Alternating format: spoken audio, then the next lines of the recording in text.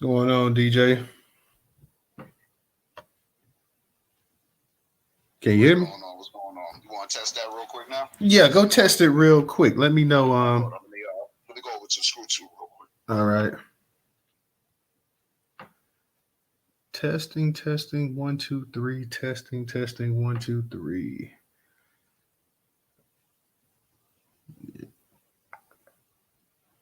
Just check out this real quick and let's see exactly how this thing is going. If we can get audio, can we mute it over here and YouTube as well too? So let's find this out real quick.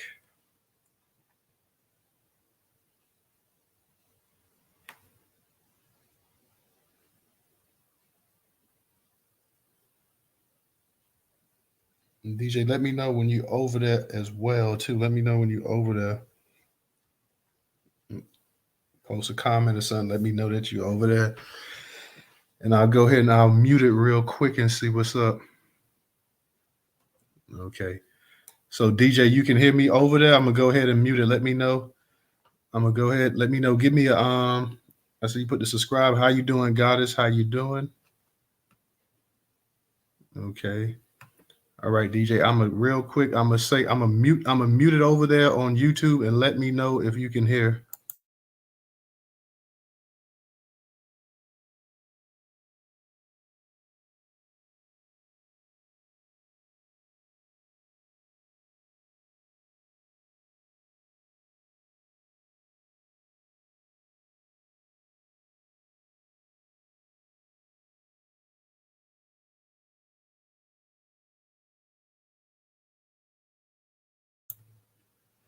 So I thought that was the case before when I tried to hit the mute button over there. Okay, so Right, let me log out of this and log back in because I just updated my Wi-Fi mobile box or whatever. So let me do some things. I'll be right back. 2 seconds. What's up, guys? How you doing tonight, Mom?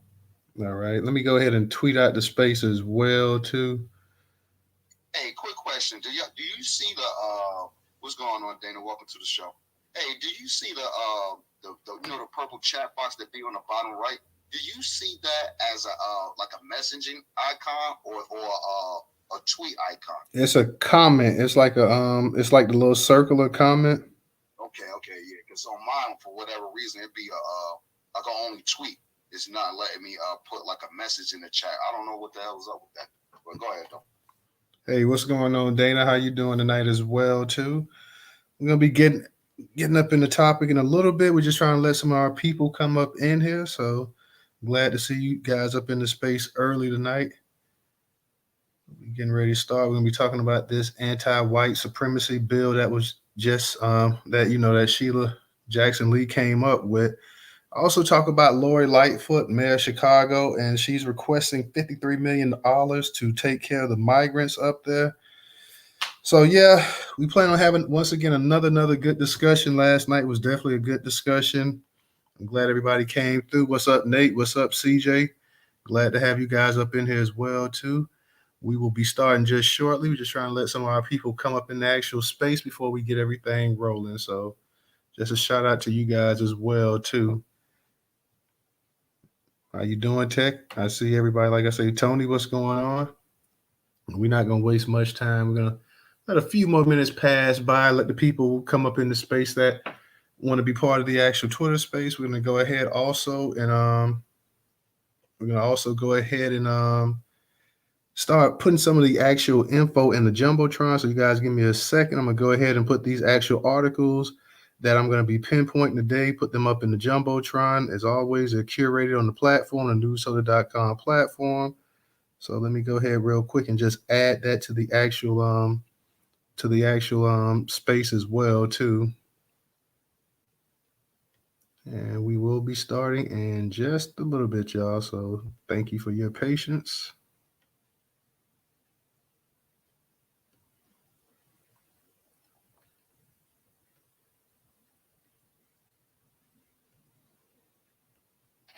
Hey, Newstoter. Hey, what's going on, Tammy? How you doing? Man, you know I'm ready. We hear that man with something gonna happen. We gotta beat up. We gotta jump on. No, but I want you to think about doing a story on. What's that? Dog, it left my mind. God, what was it? They left that quick. It left that quick. 'Cause guess what? I mean, Like, damn, like that was quick there. do you ever ask questions like how a member of Congress goes from $34,000 in her account to $3 million? Who you talking about? Stacey Abrams? No, Deb, stand now. She's Michigan. Oh, that is a pretty big jump to go from 34 grand to how many million you said was in the account? At least three. Yeah, that's a And, heat. and she's sponsoring so many funded mental health bills, but I can't access the money. Where the money at for these bills? How do you access it? Hey, that's a good question. So, That's a real good question there. Because I think sometimes we look at it and we say, "Oh, well, they got this much," but how do you get it? How do you get the money? I don't know. That's a very interesting question that you pose right there. Posted, but she's quite something. Let me give a shout out to Black Pressure as well too, y'all, and also Dana. If you guys haven't, like I said, if you guys go to YouTube, make sure you check out the real Dana. Check out her YouTube channel. She has a really nice YouTube channel, so y'all go ahead and subscribe to that as well too. So definitely, she shares a lot of fascinating stories and current events and everything like that. Very good dialogue. So make sure you support the sister. She has a really good YouTube platform, and you definitely will enjoy it. Like I say, Judge Joe Brown, he's always on there as well too. So definitely check it out when you guys get a chance. And seems like our people are starting to come in, so I'm not gonna hold up too much longer. I want to go ahead and start and just start touching up on the stories. I'm trying to let a few more people come in, but I figure, hey, they'll be in here soon enough or whatever. So if not, we're gonna still go ahead, and we can always update them on exactly what we're talking about. So the title of the room tonight is the anti-white supremacy bill. This was something that Sheila Lee Jackson came up with herself. You had yesterday a lot of people talking about that they had a anti-black hate bill, and people was like, well, no, I don't know how anybody came to that conclusion because nothing in there talks about anything about anti-black anything. So it's pretty much just a continuation of some of these the other hate bills, just adding the white supremacy language to it. She came up with that. Also, Lori Lightfoot, she's trying to get $53 million to basically house and clothe and feed the migrants up there in Chicago. So we're going to go ahead and we're going to touch up on both of these articles right now. If you guys could, please make sure you go ahead and share out the room. Please go ahead and share out the room to your followers. And I'll go ahead and we'll start on these stories right now so we can go ahead and start getting everything rolling into the discussion. So thank you guys once again for joining us. And let me see which story you want to start off with. Let's start off with Lori Lightfoot. And the actual story is in the Jumbotron as well, too. It says Chicago Mayor Lori Lightfoot wants $53 million from state to care for migrants. This was published by mystateline.com. It says Chicago Mayor Lori Lightfoot is asking the Illinois General Assembly to allocate more than $50 million to care for 1,500 migrants that have arrived in Chicago from Texas. In a letter obtained by the Chicago Tribune, Lightfoot says the city will run out of funds to continue providing services to the migrants after February 1st without additional funding. As a Chicago delegation member, I respectfully request you to advocate for $53.5 million to the city of Chicago for emergency service to migrant and asylum-seeking individuals and supplementary appropriations bill that may be considered before the 102nd Illinois General Assembly adjourns, the letter said. It's unclear whether lawmakers will entertain Lightfoot's request, although State Representative Adam Niemer told the Center Square Chicago needs to solve its own problems. I would ask Mayor Lightfoot why she has not allocated certain monies from her own budget for the city of Chicago. Since she is a sanctuary city, to forecast this migrant surge of illegal immigrant surge, Niemer said, I'm very open to legal immigration, but the way we see it is now completely unacceptable. I would say to the mayor, find your own money for your problems and do not come to the state. Maggie Rivera of Illinois Migrant Council said last fall that migrants who come to Chicago from Texas need food and clothes. Most of these people have arrived on a bus after a long trip and only have one or two changes, she said. Most of the migrants in Chicago are from Haiti, Cuba, and Nicaragua. The Illinois House wraps up its lame duck session January 10th. The Senate convenes on January 11th.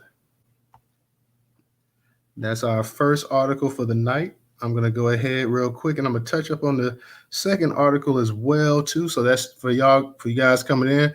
I just covered the article about Mayor Lori Lightfoot and her request of $53 million to basically house and take care of the actual migrants that's coming into the city of Chicago. Most of them are coming from Haiti, Nicaragua. So yeah, they have an epidemic up there. As you know, a lot of Abbott, the governor in Texas, was getting busloads of them and just sending them up to these sanctuary cities up north, Washington, D.C., New York City, Chicago. So now they're asking for $53 million, and you got the people saying, well, hey, you should have put this in yourself and don't come to us. Don't come to the state for it. So gotta say exactly, that article was over a week old. So I want to know, I got to go and find out exactly what went on and what's happening. Give a shout out to my girl Diane over there in YouTube land. How you doing, Diane? I know you be coming back and forth, Diane. You might already be. I think I see you already in the actual Twitter space as well too. So I know you kind of shift back and forth. But shout out to Diane. Shout out to Val. Shout out to A Boogie. Shout out to Cassandra. Shout out to all y'all coming up in the space, man. Shout out to all you guys as always. And I'm gonna go ahead and I'm gonna touch up on this anti-white supremacy bill as well too. That one of your favorites, Sheila Jackson Lee, came up with as well too. So let's, because like I said yesterday, yeah, people sitting up here and they were kind of rejoicing, talking about there was an anti. Finally, we got an anti-black hate bill, and people started looking at that. About it's nothing in this language says anything about anti-black in here, anything dealing with anti-hate. So I don't know how people came to that conclusion, but we're gonna touch up on this right now. Give me 1 second, guys. Let me get to this article. This is from the Daily Wire, and this is also in the Jumbotron. This was curated on the Newstoter.com platform. So let me go ahead and touch up on this real quick. It says, House Democrat files bill to persecute conspiracy to commit white supremacy. Representative Sheila Jackson Lee, Democrat Texas, filed legislation last week to codify conspiracy to commit white supremacy and federal hate crime laws. The leading Against White Supremacy Act, introduced days after the beginning of the new Congress, would enable the Department of Justice to prevent violently activity in relation to white supremacy ideology. The bill does not define white supremacy. Nevertheless, it adds white supremacy-based motivation against any person to existing statutes already, introduce penalties for crimes perpetrated against another person because of race, color, religion, or national origin. The bill defines conspiracy to engage in white supremacy-inspired hate crime as an activity between two or more persons engaged in the planning, development, preparation, or of white supremacy-inspired hate crime. At least one or two more conspirators must have published material advancing white supremacy ideology, replacement theory, or any hate speech directed against non-white groups on social media or other platforms, where the content could be viewed by persons who are predisposed to engaging in any action in furtherance of white supremacy-inspired hate crime. Lee cited testimony from FBI Director Christopher Wray, who said that the white supremacy represents a major domestic terrorist threat during a social media exchange with the legislation. Wray indeed told lawmakers 2 years ago that the extremists who advocate for the superiority of white race were the primary source of lethal attacks perpetrated by violent domestic extremists in 2018 and 19. Whistleblowers have detailed pressure from within the law enforcement agency to reclassify cases as domestic violent extremism when the circumstances do not merit such a distinction. A letter sent to Wray last year by Representative Jim Jordan, Republican Ohio, asserted that the FBI's decision to manipulate domestic violent extremism data cheapens actual examples of violent extremism. The Biden administration has ordered internal efforts to root out white supremacy and extremism within agencies such as the Department of Homeland Security. Left-wing activist organizations such as the Southern Poverty Law Center claim that Entities such as the Oath Keepers, Proud Boys, and Holocaust denier Nick Fuentes have successfully infused once marginalized white supremacist ideas into mainstream Republican discourse and politics with the goal of maintaining a grip on power and silencing communities of color. Lee, who has served in the House of Representatives for nearly 3 decades, formally supported a bill that would have launched a commission to study the possibility of reparations. She later said that reparations for African Americans could have cut COVID-19 transmission and infection rates both among blacks and the population at large. Alrighty. And it's a real fat chance that this actual bill is actually going to get passed as well too. It's all nice and good that Sheila came up with it, but what's the realistic chance that it's actually going to get through and pass? Lloyd, how you doing tonight? I see you got your hand up. How you doing?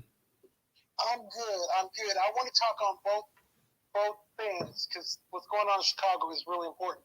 But since you brought up Representative Jackson Lee, if there's somebody on this space that wants to run against her, I will support you in any way that you need to do that, because let's look at what this chick just did. 4 weeks ago, the Democrats had control for 2 years prior of the House of Representatives.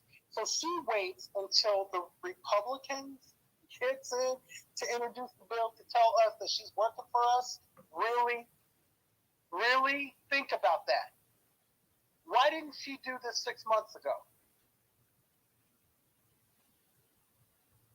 Because all this is political theater. That's all it is. Hey, I don't disagree. She's got to go. She keeps putting in HR 40, and she knows damn well that HR 40 is a nothing bill. So can we just all agree, let's just do what we need to do to get rid of her?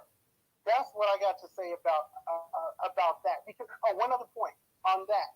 We need to be very careful that those folks that are supporting this bill and jumping for joy and all that this bill doesn't get turned around so that it becomes impossible for us to fight white supremacy. Think about that. The way that bill is written, it's very easy to turn that back on us. Think about that. And then I want to talk about what's going on in Chicago, just to throw this in the mix. So far, 200, almost, I'm working with, for purposes of transparency, I'm working with Cameron Barnes, who's running for alderman in the 9th Ward in Chicago. So we've been following this story really closely. And the actual number that has been spent on these migrants, illegal immigrants, is close to $200 million. When you put what the state's already given them, what the city has paid, and then now this additional $53 million. Here's the cut, though. That number comes out to about $122,000 per migrant that she's taking care of. $122,000 for each and every one of them. Let me ask you this: who on this space makes $122,000? And add to that, there are 65,000 homeless people, citizens in Chicago. Not freemen, but citizens, 65,000. So why are you spending $122,000 in a year on people that are here illegally? And I'm going to land there for right now. Definitely agree with you saying, Lloyd. But not only that, you're saying who makes it in this space, but who in this space gets it handed to them, give it to them. Nobody in this, if anybody in this space was making that money, nobody just gave it to them out the kindness of their heart, or they just showed up into the country, illegally, and people say, hey, you know what, we're gonna go ahead and we're gonna give you free benefits here because you just decided to show up one day and hey, let us feed you, let us clothe you, let us do any and everything for you like we would do for normal citizens. So even, Lord, if you got somebody in this space that's making $400,000-$500,000 a year, like I said, nobody just up and gave it to them. The government sure hasn't just given anybody in this space that kind of money, and they're not going to give anybody in this space that kind of money. So it goes back to like just being able to just take taxpayers' money and just spend it however you want to. Chicago's a sanctuary city with all of the problems Chicago has that Chicago needs to fix. Does Chicago really have that kind of money to just go ahead and throw it away on people that's not American citizens? No issue if you come over here legally and you become a citizen, that's one thing.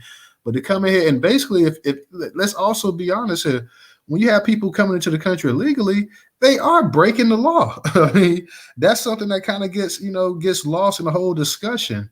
People are coming here and they're breaking the law, and they're getting benefits that regular American citizens can't get. And like only in America, that phrase "only in America," well, that's true. Only in America can you get that, because if you go to another place like that, you go to if you and I were to show up in Ireland and we came there legally, the Irish are not going to feed us and clothe us and let our kids have a chance for education and everything else like that. We did a space months ago talking about the actual that these migrants that was in New York City, they're living they're staying in $700 a night hotels on Manhattan. So I mean, this is a life that you and I and most people in this space and most people that we know they could never have. So just the fact that she's going ahead and she's trying to go ahead and get additional funds, and the man told her right, go ahead and do it yourself. Keep us out of it. So that was actually an excellent point that person made. So great job on that. Let me go ahead. I'm gonna kick it to Tammy, and then I'm gonna kick it to Phoenix. I think the whole legislation needs to go. We've not gotten anything done, especially for Black people. And it's not that we are hating on any of the other, uh, you know, minorities. But every time a minority comes into this country, y'all, we lose. When they put up BIPOC, we lose. Multicultural, we lose. It's another word they use for funding colleges with money.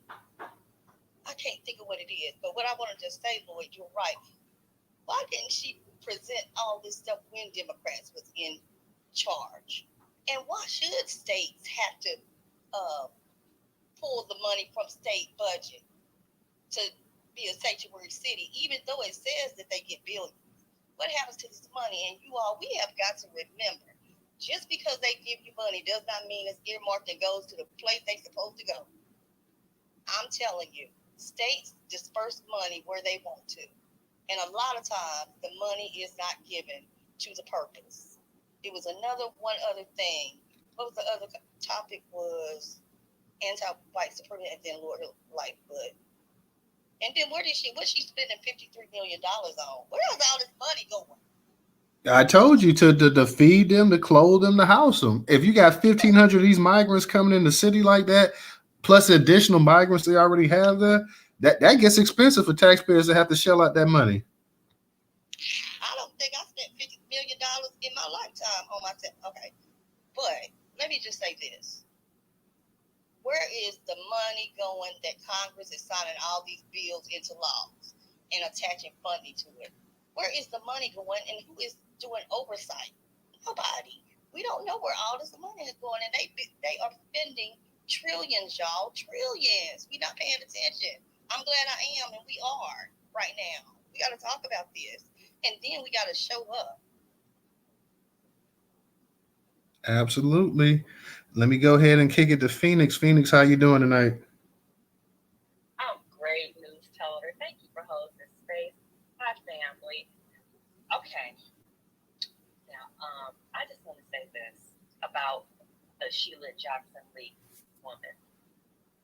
Now, and how long she's been, and I totally enjoy. And she's been in Congress for at least 20 years, right? And let's not forget that she is a part of the Narcan and Cobra bunch that also went to the president and got $53 billion for the African nation in the name of reparations for being harmed by slavery, right? So she was a part of that, even though she is not on that commission. So make no mistakes about it. She doesn't use Friedman language because she's not a Friedman and she's not about Friedman repair or protection.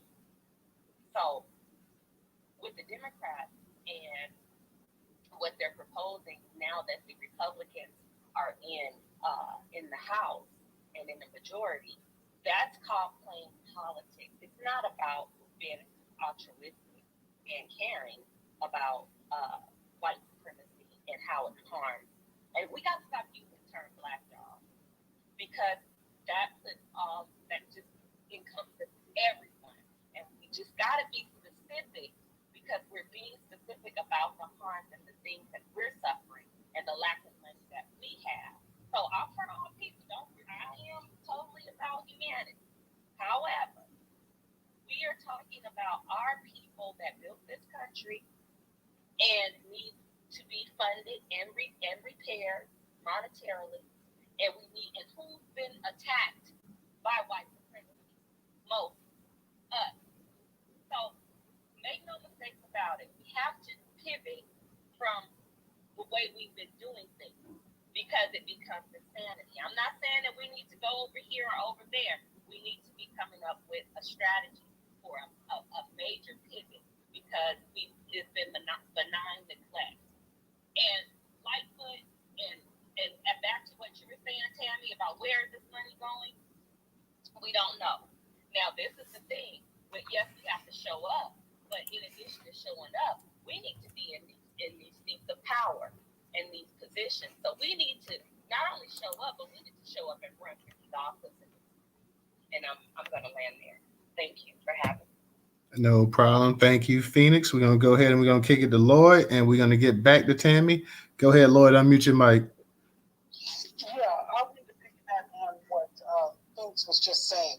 That if y'all notice, every time I get on somebody's space, I'm always talking about some candidate that's running for something. And that's because, specifically to Chicago, because that's what we're talking about, is that the city council had enough black votes to stop the city from becoming a sanctuary city. They voted on that. And the black aldermen voted to make it a sanctuary city. So who are you representing? Because I know I'm not the brightest bulb on a Christmas tree. So you have to be able to understand that bringing these people in a city that is at the time majority freeman is going to have a very negative effect on our community. I mean, where I used to live in Chicago, they're telling me, I haven't been there in a while, but they're telling me that it is now all Hispanic. And these people are walking up and down the streets, looking at you like you don't belong here. How did you get here? Looking at people that look like me. So I think it's very important that like Phoenix said, we have to start running people. And if you can't find somebody in your jurisdiction or your municipality or your state or whatever, then it has to be you. But we have to start doing what is necessary to get into the positions of policy making, so that we're not just kicked right out of this country. And I'll land there. Real quick, Lloyd, let me ask you, how many more years does Lori Lightfoot have in office? Do you know? She's running now. The election is February 28th. Oh, okay. I was not sure. I did not even know that. I didn't know that she was up for re-election right now. So okay, that's very interesting to know. The person that you said that was running for alderman, are they the platform they're running on? Are they for these sanctuary cities as well too, or are they against them? They're against it. Actually, his whole campaign stump speech is when it comes to illegal immigration, is how much sense does it make for you to ask me to feed your children before I feed my own? Because that's what this whole sanctuary city concept actually says. You're expecting me to watch my children starve so that yours don't. Now, who's going to do that? Think about that. When you're giving $122,000 a year to people that are here illegally, what are you saying? And more importantly, what are you doing to your children? So Cameron, his name is Cameron Barnes. His website is Cameron CameronFor9, the number 9.com, and go check him out. He is he's total freedman. He's total reparations. He's total. He is against illegal immigration, and he's got to play the political game in terms of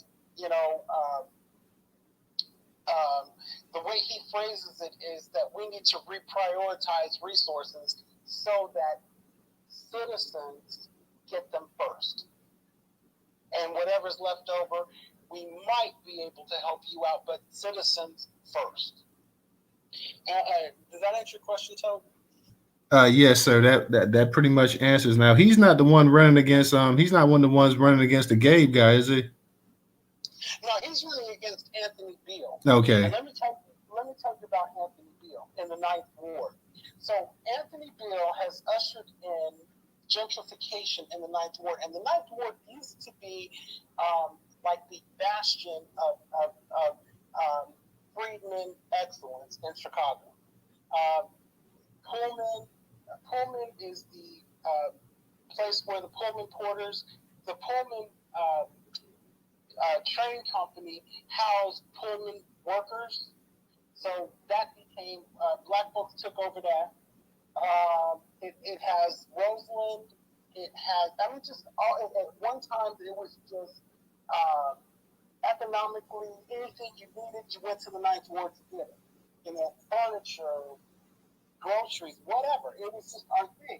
Well, this guy comes in, and one of the first things he does, they're going to, and he's been in for 24 years, so this was like 24 years ago. There was a black chamber of commerce in the 9th Ward. And what he did was set up a new chamber of commerce. The old chamber of commerce had a grant that they had been operating on for years. He took the grant from them and gave it to the organization he set up. Then he brings in Walmart and Amazon, something there with Walmart, Amazon. Now Pullman, 2,000 jobs. Now Pullman is all white. He touts how he created this community center and with computer labs and all this stuff. The problem is the place is only open during between 8 and 4. So where are children who need that? Where are they between 8 and 3? At school. Exactly, which means that they can't use it. And these people. Oh, and then 2017, he says he thinks that everybody should have an opportunity that America affords people, including people that are here illegally. That's a quote from, well, it's a paraphrase quote from Anthony Beale, 2017. So if y'all are listening, please go to Cam's website, Cameron, CameronFor, the number 9.com, and see what's really going on with these folks. Because, he's backing Lori on this $53 million. He's backing her. I'll land there. Appreciate that, Lloyd. Definitely appreciate that for our people in Chicago, because I know we got a couple, I believe A Boogie's up there in Chicago as well too. So y'all keep us posted on what's going on up there. I know you have quite a few elections and stuff coming up as well too, so it's going to be interesting to see how this plays out. And he definitely, if he's backing up for that 50 million, definitely not a good thing. Definitely not a good thing as well. So definitely everybody up there in Chicago, definitely keep your eyes on it. In Texas, you have Sheila Jackson Lee out there, and Sheila Jackson Lee, I don't know, sometimes it seems like she just comes up with these proposed bills and stuff just to remain relevant or something. I don't know. Like you say, everybody that they're beyond that little reparations study thing that she's talking about, everybody knows that's not going to happen. And we know this thing right here is not going to happen either with this anti-white supremacy act or whatever. That's not going to go anywhere. And we know this. And she knows this as well, too. But this is what they do in politics, is just, this jostling for position and stuff all the time. That's not going to go anywhere. But what really would have been nice if Sheila would have actually had the courage to come up here and say, I'm going to do a anti-black and see, and have everybody that was opposed against him, have them come out and vote against it.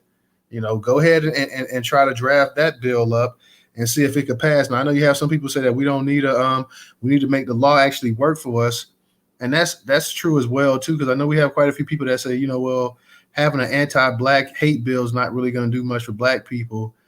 But at this point in time, I don't see where it could hurt. It's not hurting the Asians any bit, so I don't see why it would hurt us as well too. So I definitely would have liked to seen her actually come out and put her actual efforts behind that. But she's trying to have this all-inclusive bill and this and that or whatever. That just, like I say, that to me, that was just pretty much for show, and that's not going to go anywhere. Those Republicans in the House are going to eat that bill up when it gets there. So the point of doing this was just for attention, is all I can see. Tammy, go ahead and unmute your mic. I may be not understanding, but when has black people ever been given $53 million for any funding to help us? They keep saying that black people get everything. I just want to know one program created and funded by the federal government that has benefited black people. Just one, please. Can somebody just give me one? And if you got one, just give me two. Seriously. Offhand, I can't really think of it, but I'll even say this point right here, Tammy. I'm not sure if it was just a bunch of black immigrants that they would just be willing to give the fork out the kind of money they're doing. Like, I could tell you when these Haitians and stuff came down here in Florida and stuff, they was coming to South Florida left and right. These Haitians weren't staying in no big time hotels and this and that, and they weren't on Miami Beach and Fort Lauderdale Beach and stuff like that. They weren't living like that. You got, I mean, say what you want to. I know there's a lot of back and forth in the black diaspora or whatever, but just to be real about it, when a lot of those black people came from the Caribbean and stuff and came here in Florida, they weren't being put up in plush accommodations. They were not. I mean, just being real with you. So I know for a fact they're not going to do this for black Americans, but they're not even going to do it for black immigrants. So I mean, if you really want to be real about it, no, there's no black people that when black people migrated all throughout this country after the Civil War and after World War I and II and stuff like that, and there was never open arms for them. Like, hey, y'all come here, we'll take care of you, we'll treat you right, or this and that. Oh, you're hungry, we'll go ahead, we'll feed you, we'll clothe you. Like, it was never that case. And like I say, and being in Florida, I've seen when you've had immigrants and stuff come here in Florida, especially black immigrants, and there was never no open door for them either. Like, you have to be a non-black immigrant to get this kind of treatment if you're going to be honest about it. So like I say, I know a lot of our people, we're definitely against illegal immigration, but if I'm just going to be real and call it out, they don't have the door open for black immigrants like that either. They're not going to sit up here and they're not going to have them up in the the Hilton or any places like that, and they're not going to be on Tampa Bay. They're not going to be in these places that where a lot of people have money at, living that life like that. They're not going to do that. And if they did do that, you have everybody in the Republican Party coming out challenging it. Now it's funny, like you don't have. I know they come out sometimes, but they've been also allowing a lot of this stuff too. They want to put it all on the Democrats, but they've been allowing the actual drain on the U.S. economy as well too, with a lot of the migrants and stuff coming here as well. Their thing is that they're looking for cheap labor, so that's why they go ahead and they allow them to come into the country. You got one looking for a future voting block, and you got the other one looking for a small percent of that voting block as well too, because they know that a lot of these migrants come in here, they're gonna flip on the Democrats eventually down the road as well too. The same ones talk about, hey, help us. As soon as they get in here, they'll go ahead and you'll have a significant part of them actually leave the Democratic Party, go to Republicans. But in the meantime, Republicans gonna use them to go out there and work in those gardens, and they're gonna use them to be the nannies for their kids and paint their houses and everything else too. So they're gonna use that labor. They love having that labor. A lot of times these businesses and stuff, that's why they used to get busted all the time for the tax issues. They had a bunch of illegals and stuff running it. Let me ask you this. What is the National Association for the Advancement of Colored People doing? They're not doing anything. I mean, what have they been doing for the past 50, 60 years? I'm just asking because I think we thought they were doing stuff. I'm not seeing them do one thing but collect man getting killed in the middle of the street. I want change. You know, I want change to positive. What are they doing? I've been trying to get in touch with them for about a year. No email back, no phone call back. What are they doing? Yeah, I had family members like when I was. They told me like back in the '80s, they contacted the NAACP by becoming a member. They never heard anything back from the NAACP. The NAACP is only going to come around when the camera's around, unless it's a major issue, whatever. And then you got also, and the good thing about this is that the NAACP really is no longer really relevant. I know they have the NAACP Image Awards and stuff like that, but the average black person really pays no attention to the NAACP or the actual Urban League. Or I mean, a lot of these organizations, the Congressional Black Caucus, like these people are just just a name. They really have no power. They're figureheads, and a lot of them have been living off of the past successes that they did have at one time. When NAACP at one time, they were somebody that you could actually depend on. But they've been irrelevant for a long time. They're really, they're really. Can I jump in there for? I got to correct something you just said. Because It's my turn. no, I know what you're looking, but just give me a second because I want to address that point you just made. Those folks that are at the NAACP and Congressional Black Caucus, they have a lot of power, and they are using it the way they were intended to use it, and that's to keep us down. A lot of folks may not know this, but the NAACP was founded by white Jewish people. Yeah, we know that. Trust me. It was founded by Ida Wells. No, it wasn't. No. Nah. I think you're gonna find. I think you're gonna find it was white Jews. Well, Ida, they may have, but Ida was definitely a founder. So we'll just leave it there, you guys. But I will say this: they are obsolete. But let's say this, guys: they are still getting funding. They're still in operation. They raised $46 million last year. So I would say that they still have funding and they're still doing things. So where is it going? But they're obsolete in our minds, so we need to still hold them accountable. And I will say this. Now, we've been voting Democrat and I'm not caping for any group. I just want us to pay attention. And this goes to Tammy's point. So when you said, when have we ever gotten $53 million?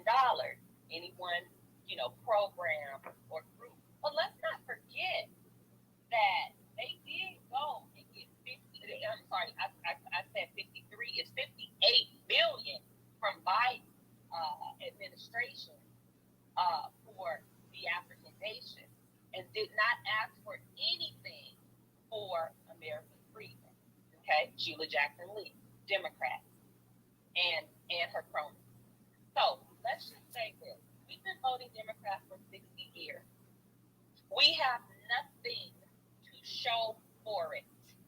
Nothing. So we need to start rethinking how we use our vote. And we need to come to the table and strike some deals. We also need to be at those tables. Nothing will change when we're always asking and we're not there to distribute or to make those policies. We cannot blame anyone or any group because we're not showing up and holding those seats so that we can vote where the money goes. So Democrats have been getting our vote for free for 60 years, and we have nothing to show for it. And I'll land there. Okay, real quick, Phoenix. Just and I know this is not the discussion, but on the NAACP thing, because if I'm wrong, somebody correct me. But and that's not to say Ida B. Wells, she didn't have her place, with the NAACP. But wasn't like the first. Hold on, mute your mic, Tammy, because it didn't feedback. I think the first, I don't know how many presidents of the NAACP were all white. And not only that, the NAACP kicked W.E.B. Du Bois out of it because he basically wouldn't go along with the whole, the minority and people and all this other kind of stuff too. So the NAACP is always, and that's not to say they haven't done things for black people, but the NAACP was, funded by the Jewish community, by Jewish people and stuff like that. They've always had a black face to go along with it. But when you have the preeminent black scholar of his time and one of the greatest black scholars or one of the greatest scholars, period, I don't even want to put black on it. When people tell W.E.B. Du Bois, basically, hey, you got to get the hell up out of here because you're not going with the program, that kind of lets you know exactly who has the power. Getting back to that thing that you said also about about them getting the $58 billion for Africa, that was just the United States looking to go ahead and basically, they may have got some advice from them or this and that, but the United States is smart. They see the Chinese is going over there and taking all the minerals and all the resources, and they fear becoming number two. So they're like, hey, let us go ahead and get to Africa as well too. We got black faces, we got the CBC, we got the NAACP, this and that. This will be considered a big win or whatever. And you're right, none of that money. They could easily say, hey, let's use $58 billion, which is a drop in the bucket for the United States. Let's be for real. $58 billion is nothing to the United States. Let's take some of this money and let's fix some of our inner cities and let's fix this and let's fix that in the black community. But they didn't do that. So not to go ahead and like trying to just go back and forth with you, but I just, I a little bit, like I kind of disagreed a little bit, like I said, because they pretty much told W.E.B. Du Bois to kick rocks. They told him to get on out of here. And if we want to be honest as well, too, and even though we manage it, we run it and this and that, the HBCUs was also created by white people. Now, that's not to say black people can get out there and build it physically themselves and put their heart and soul into it or whatever, but we got to just kind of be honest and remember exactly what's what. I agree. I'll say this, especially with the HBCUs, we know that's definitely proven. But let's say, and I'll go with Tammy on this, the inception and the thought and the formation of the NAACP, the seed of the NAACP was definitely Ida. They co-opted her because she was a woman, okay? And then you got W.E.B. Du Bois who co-opted her. And then you have, and God rest his soul, God bless him, Thurgood Marshall, who came in and did his thing. Yes, there was funding, but let's just say this. There were some, and I'm not by no means caping for this group, but there were some Jews at that time that did fund it, but they were also stomping for civil rights as well. So we cannot, and some of them lost their lives. So it's a long history. But the formation, the seed, the thought, and the structure of it, originally, Ida B. Wells, W.E.B. Du Bois, he stabbed her in the back, and then he got stabbed in the back. That's just how it went. And I'll land there. All right. Can I jump in here real quick? Well, Lloyd, let me get, because we got Christina got her hand up, and then I'm gonna get right to you. So let me get to Christina, and then I'll get to you. Go ahead, Christina. You there?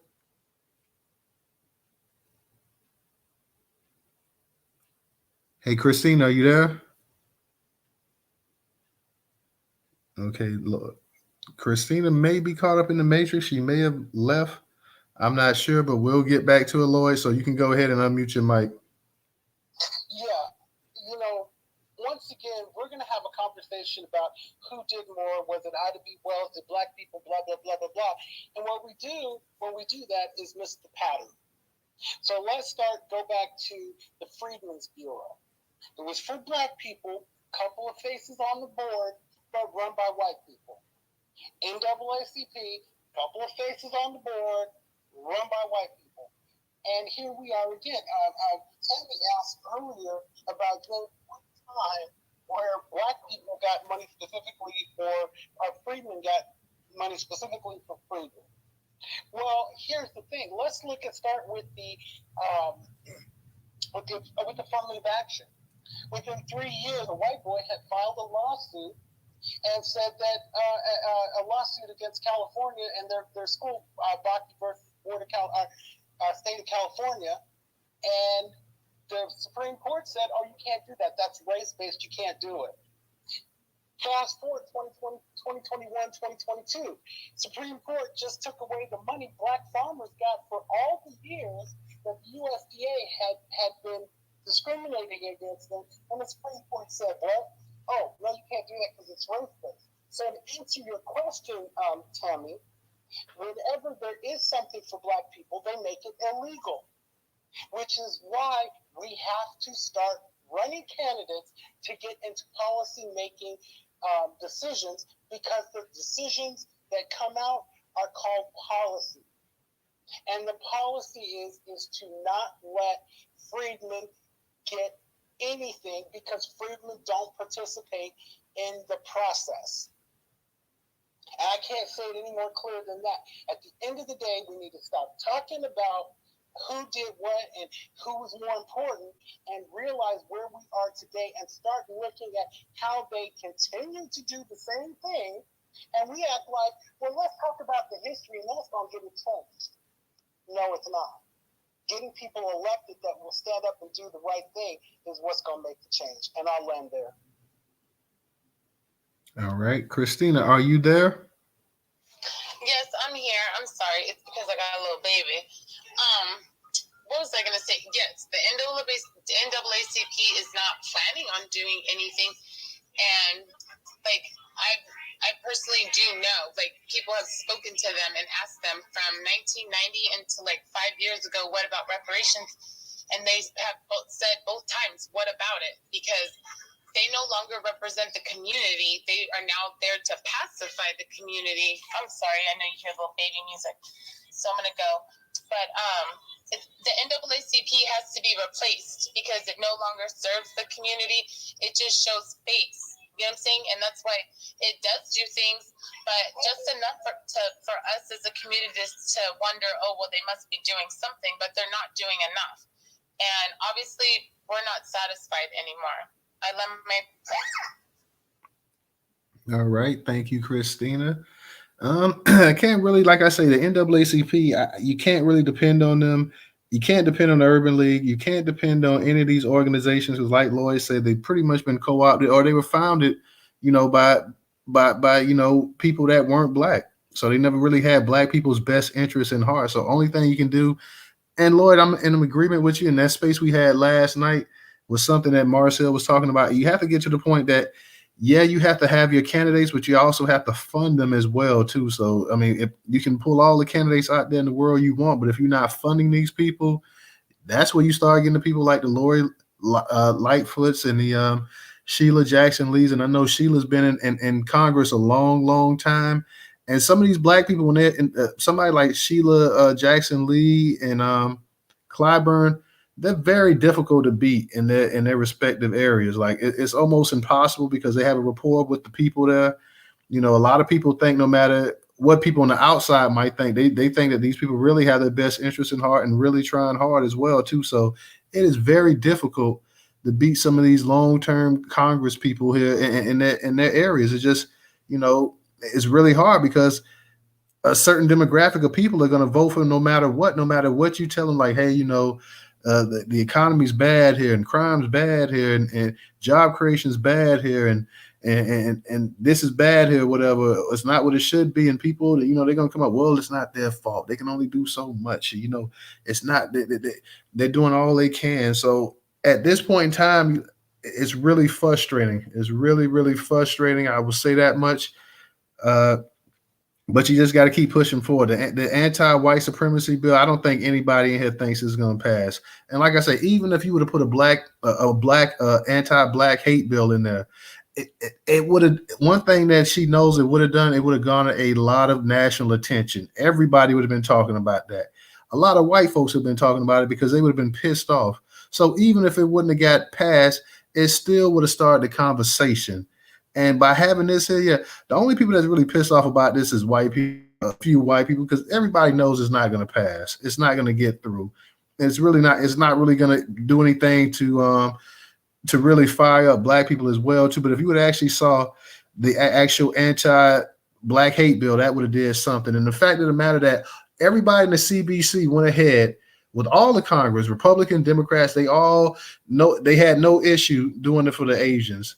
But the fact of the matter is, and this is where you get failure from the CBC, had they come right along with that at the same time they talk about passing this anti-Asian, like, look, we'll pass an anti-Asian as long as we have an anti-Black. Then it would have been an issue. Then you could have actually got something resolved there, because then people would like, look, if we're not going to pass this and we're not going to pass that. at the time that during the COVID pandemic, you had everybody in the world talking about how bad the Asians was being abused and stuff by black people, which also did not help the narrative because all of a sudden black people became the biggest abusers of Asians in this country. Like no matter what the FBI statistics said, Asians are more likely to be beat up and have a hate crime committed against them by a white person. But you start seeing these pictures of these black people on subways in New York City and some of these, and mainly New York. Like you didn't see it. I didn't see it here in Florida. I didn't see it in I didn't see it out there in North Carolina. I didn't see it in Texas. You know, you wasn't seeing it out there in San Francisco or California, but only in New York it seemed to be that all these black people just started getting so pissed off and so upset. Every time you turn around on TV, you had a black man, particularly beating up on an Asian person. Mind you, they never, they never show any time when these Asians was grabbing these women by their hair, these black women by their hair in their shops and just dragging them out and whatnot. You never saw those clips and stuff like that being played. But every time you turn around and look, it was always a black person that was beating up on an Asian. So they could have did, the CBC went right along with signing the anti-Asian hate bill. They could have went up there and say, look, we're going to draft our own bill for our own people and make sure they're getting protection as well, too, because despite what people say, they're the ones who suffer the most hate crimes in this country. And you can look at the FBI statistics. They suffer the most hate crimes by far. So let us go ahead and craft and craft this legislation for them as well. And if people are not willing to go ahead, because you had nobody was going to come out and say anything against the Asians. Nobody was going to sit up and say, well, we can't sign this bill or whatever. So they could have went up there and said the same thing. Look, if you're willing to sign this bill for Asians, then you definitely should be willing to sign this bill for black people who have seen more hate, more violence, and oppression than any other group in this country. So they didn't do that. And the CBC could have did that.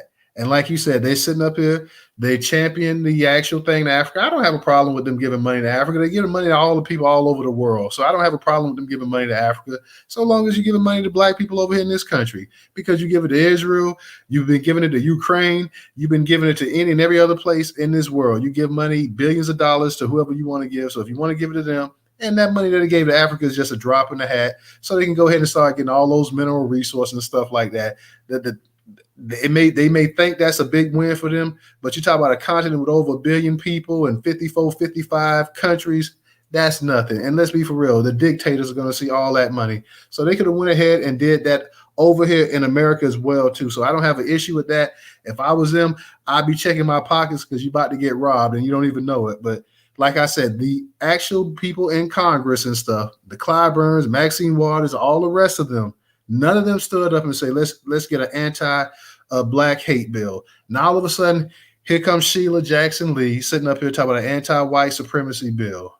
Okay, knowing it's not going to pass, and exactly when you had a chance to do this for your own people, you wouldn't do it. Let me go ahead and real quick, y'all, in the Jumbotron, you will find a Newstoter newsletter as well as our YouTube channel. Please subscribe to both of them. Help us grow if you can. They are free. Go ahead and subscribe to both the YouTube channel and the actual newsletter. Also, if you can, support us on Cash App. $Newstoter, $Newstoter. Newstoter is the largest and the biggest Black-owned news curation platform today in America. I'll say it again, Newstoter is the largest Black American-owned news curation platform today in America. You can support us on Cash App. That is $Newstoter. If you do not have a Cash App, we have the PayPal and Venmo also in the Jumbotron. Let me go ahead and Lord, I think you had your hand up first, and I'll get to you, Phoenix, and then we get to you, DJ. And anybody else in the space that wants to speak on the topics tonight, if you just came in, we're talking about anti-white supremacy bill that Sheila Jackson Lee went ahead and crafted, which means absolutely nothing. We're also talking about Lori Lightfoot, the $53 million she's begging for them to go and give the people in Chicago, the migrants, the sanctuary city that she heads up. She wants to go ahead and give them $53 million so they can house them and clothe them and feed them. So let's go ahead and kick it to Lloyd. Then we got you, Phoenix, and then we got you, DJ. And like I say, anybody else that wants to speak in the space, please don't be shy. Just go ahead and request a mic and stick your hand up, and we will get to you. So I kind of want to follow up on what y'all were talking about last night when Marcel was saying, if we don't start funding our stuff, it's never going to happen. Our funding our candidate. So I just want to point out that when Kyle Rittenhouse killed those people in not Minnesota, in Wisconsin, in 3 months they raised $2 million for him. $2 million in 3 months. How much have we raised for our candidate? We raised about $300,000 for Marcel. So I'm gonna put this out there and ask what y'all think.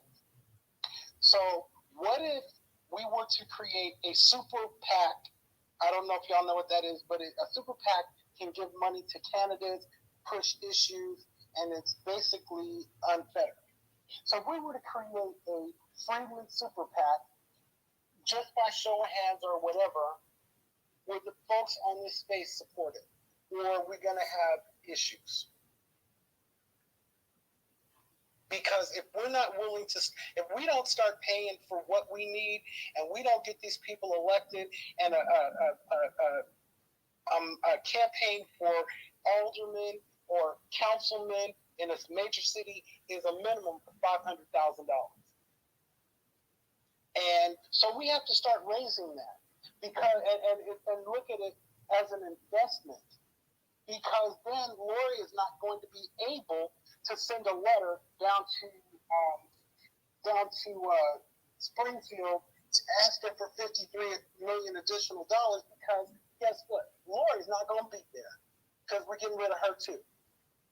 So we really need to start moving the conversations to how we're going to put the infrastructure that we need to start protecting this community in the rest, protecting this community. And it's not going to be free. So again, nobody raised their hand, so I guess I actually did raise my hand. okay. Well, okay, we got one. So 2, because I'm gonna support it. 3, I think Phoenix will support it. Say what? What was the question? That if we were to create a super PAC would allow us to fund campaigns across the country, would allow us to fight for certain issues and get Let me ask this, Lloyd. Sure. What do you think happened to Stacey Abrams' campaign?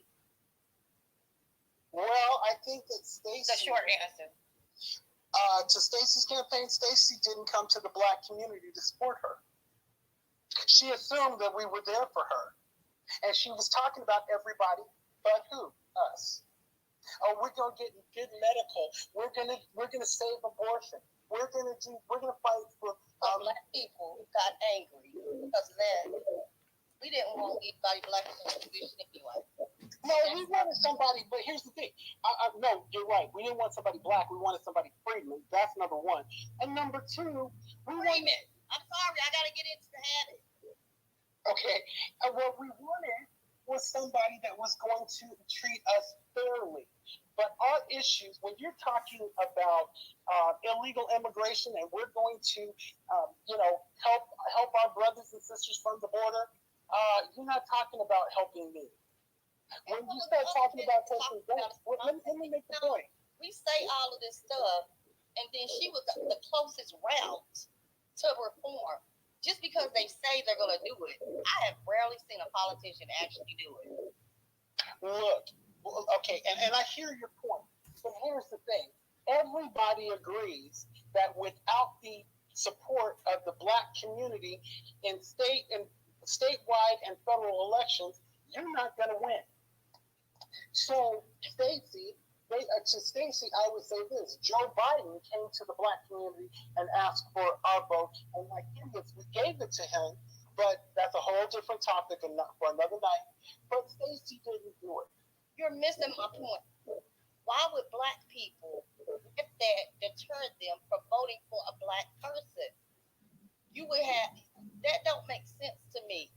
Okay, why well, you know that deter them when they knew this, whatever the current governor is. Let me jump in there real quick, Lloyd. So, Tammy, Stacey Abrams, like Lloyd said, did not advocate or even want to speak to the Black community, and she definitely was talking down to us Black men.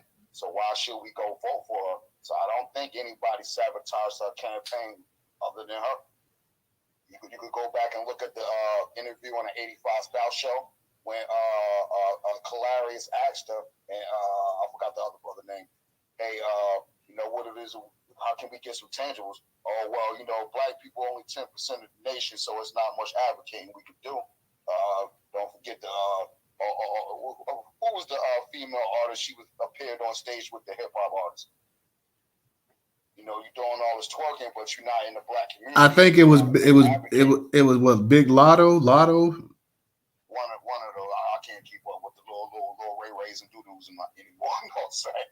So it is what it is. You know what I mean? But hey, Tammy, that's the reason. I know you keep bringing that up all the time, but Stacey Abrams is not for us. And then you see the situation where she's the first person, and it seems that may have went in the negative on her own economic financial situation. So why the Democrat Party ain't bailing her out when all those donations that was meant for Stacey Abrams went through Act Blue? That's DNC campaign fund. Same thing with Black Lives Matter. All those donations went to Act Blue. This is why Mike Brown and mother can't get no money from Black Lives Matter. You see what I'm saying? So these are the situations we're going to have to start talking about when we're talking to these black candidates and they come asking for our votes for whatever the reason. Hey, look, if you're not a reparationist candidate, if you're not a black agenda candidate, if you're not or putting some type of black bills together legislatively, because, we losing the war because we don't have anybody to legislate anything for us. So the more people we could get to start legislating things for us, it'll work out in our favor. And I understand 100%. Hey, these people getting the slush fund money. Well, how the hell do we even apply for it? I could show you where to apply for it. Don't mean you're gonna get it. That you already know. And then the other thing, what you said, Lloyd, as far as trying to get more money to start funding our candidates. I think a lot of y'all who do political work in that field got a lot of the stuff wrong. If y'all looking for to promote things in certain ways that's gonna cost you money, that's called marketing. We don't have to do marketing as black folks. We need to just promote our stuff. But that's a whole nother story too. But go ahead though. Real quick, let me say this part right here.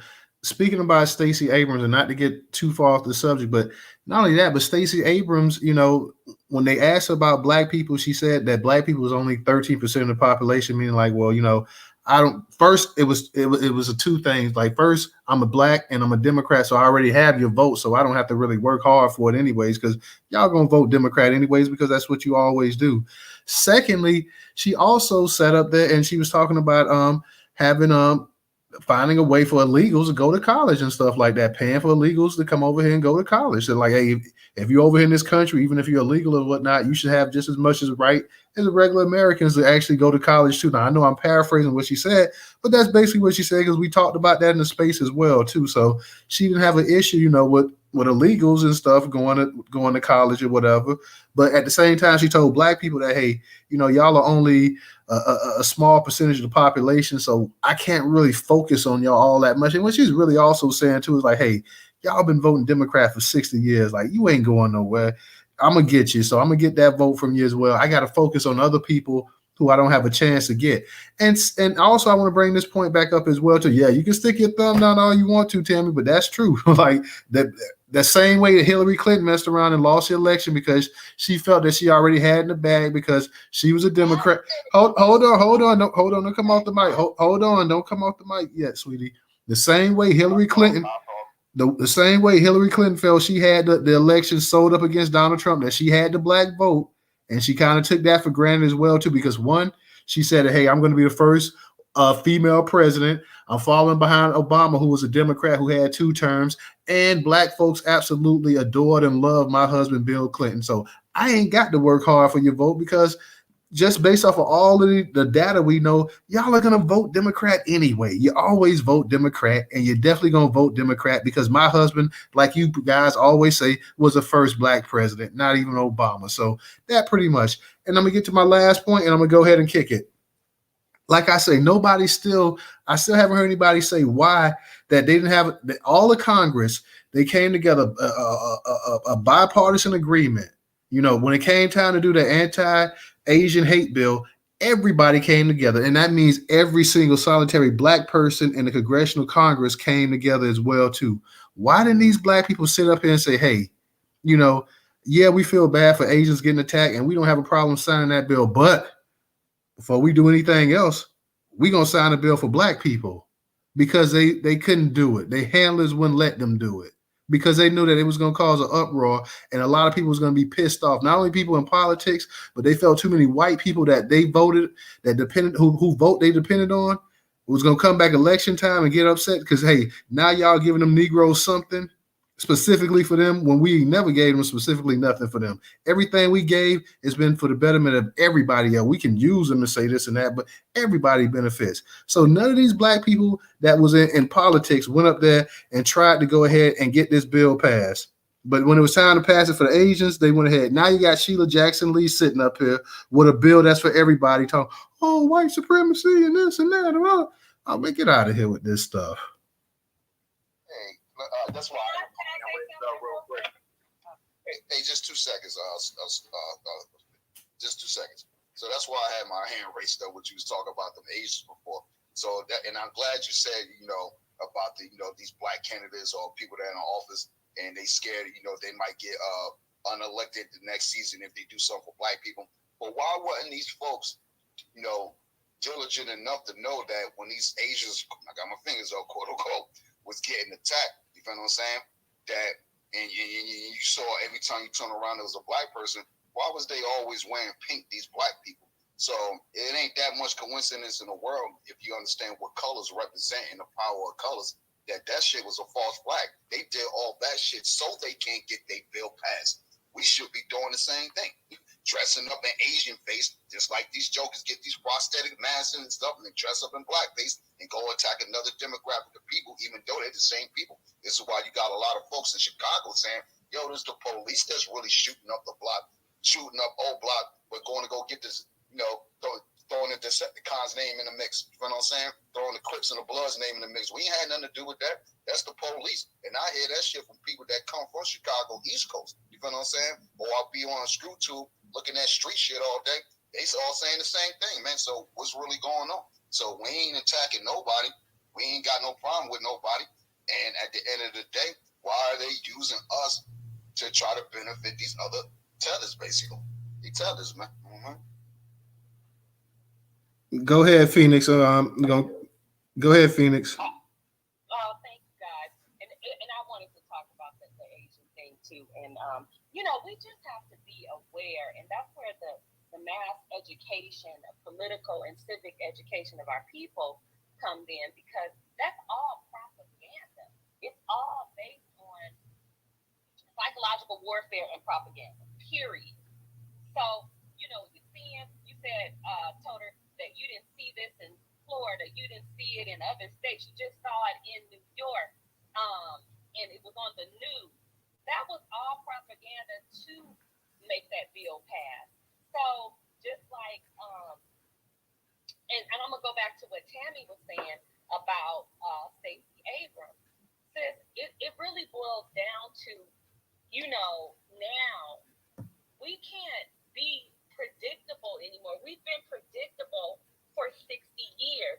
So just because you have a black face, it goes back to that saying, all skin folk and kinfolk. Now, she told us who she was when she was on that campaign. She wasn't for black men. I need my men to be made whole, period. It doesn't matter. We need protection. We need them to be made whole. We need families. And if she is not about that, and then she's going to talk about that in Georgia and Atlanta, where she needs the vote. So she aligned herself with those people. If you saw her campaign, the people that were running her campaign, you would have known who she was aligning herself with. And she wasn't for us. So we have to get away from people that look like us. We have to also know, when we are delineating, we have to know where these people came from. Like, I presume she's a Freeman. I haven't heard otherwise, but I didn't dig that deep either because I didn't need to, because I already knew where I was going. But a lot of these people, i.e. Sheila Jackson Lee, and I'm not saying that all black immigrants are against freedmen, but I will say a lot of them undermine us because they feel like whatever, they don't know the history, They feel like we're not taking advantage of this opportunity, whatever. And they don't care about replacing them. Period. Delineation and all skin folks ain't kin folks in our land. And freedmen is a mindset in addition to a lineage. It is definitely a mindset because you do have these coons out here acting crazy and doing crazy stuff. So we just got to be super on code in our land. And I had other points, but I lost. All right. God bless y'all. Thank you. Okay, if you got some other points, Phoenix, that you want to talk about as well too, all you gotta do is raise your hand back up. We definitely want to hear it. Let's go ahead and let Tammy. I know you had your hand. Lord, I'm gonna get to you. Let me get to Tammy. Tammy, go ahead and unmute your mic. The only thing I'm saying is, first we say we voting for everything black. Then we say, Kip is not doing anything different. The only thing that I'm saying is we keep doing, she was the best, she was a better candidate than Kim. And a lot of these were narratives spread and they were not founded. Because I want to see when she said black people are only 13%.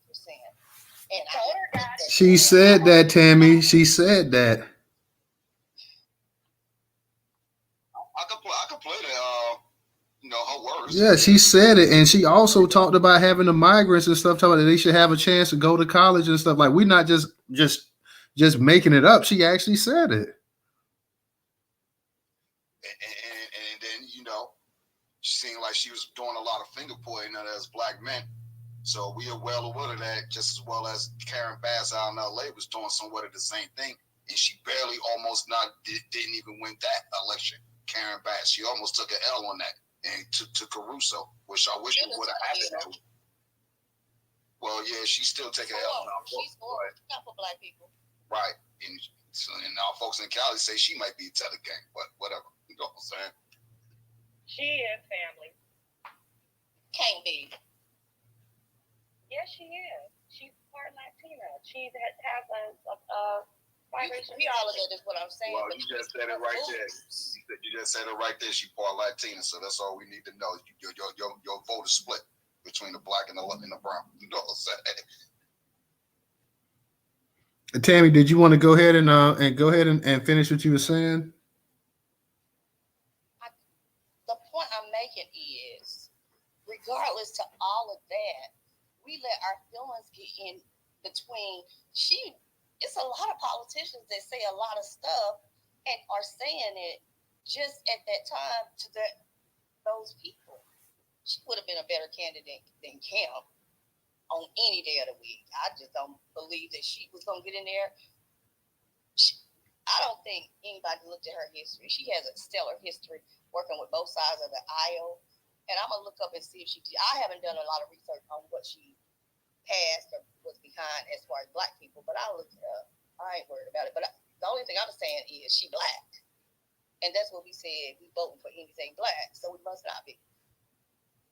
And I'm not voting for anything that's black. We done did that, been there, done that. I'll tell you straight up. No, I'm not voting just because you black. I'm not going to put you in position and stuff like that. And the first time we do something, you sitting up here talking about that you represent everybody and you can't do something exclusively for black people and this and that. I've heard that before. I'm voting basically on policy. I don't care what party you belong to or whatever. I'm beyond all of that. I'm not voting simply. I voted for Barack Obama because he was black. I remember being a kid when the whole thing, and even though he wasn't voted in, when Clarence Thomas, of course, he was a Supreme Court, but when all that stuff came up with him about Anita Hill and the section, I remember being a young kid hearing that black people who weren't even Republicans went and took up for Clarence Thomas because they wanted to see him fill that seat that Thurgood Marshall had vacated. Huge mistake. Huge mistake. You come out better if a white man got up in there. You came out better if a dog got up there and took that position than Clarence Thomas. So no, I'm not sitting up here and I'm not riding with anybody simply because they have Negro blood in them. You got to get up here and do something because that's what white people expect. That's, oh yeah, they just put one of them up there and they'll go up there and they'll be this and that. And that's part of the problem right now. You got a bunch of black people. Like I said, nobody still said anything. They went ahead. Everybody in the CBC went ahead and they co-signed and they had no problem signing that anti-Asian hate bill. But yet now you got Sheila Jackson Lee comes out of nowhere with this damn anti-white supremacy bill. when you could have went ahead and took that same effort and time and could have did an anti-black hate bill, but you weren't going to do that because that would have pissed the people off in the Democratic Party. I'm talking about the white folks. The white folks were like, well, a lot of our people that's on the fence, a lot of our moderate Democrats, they're not going to like this come election time. You got to change the narrative. That's why they kept talking about all the certain slogans and stuff was a disaster for Democrats. You got to stay away from this. Don't talk about this. Don't say that. Don't promise them anything. No. I'm not voting strictly because you black.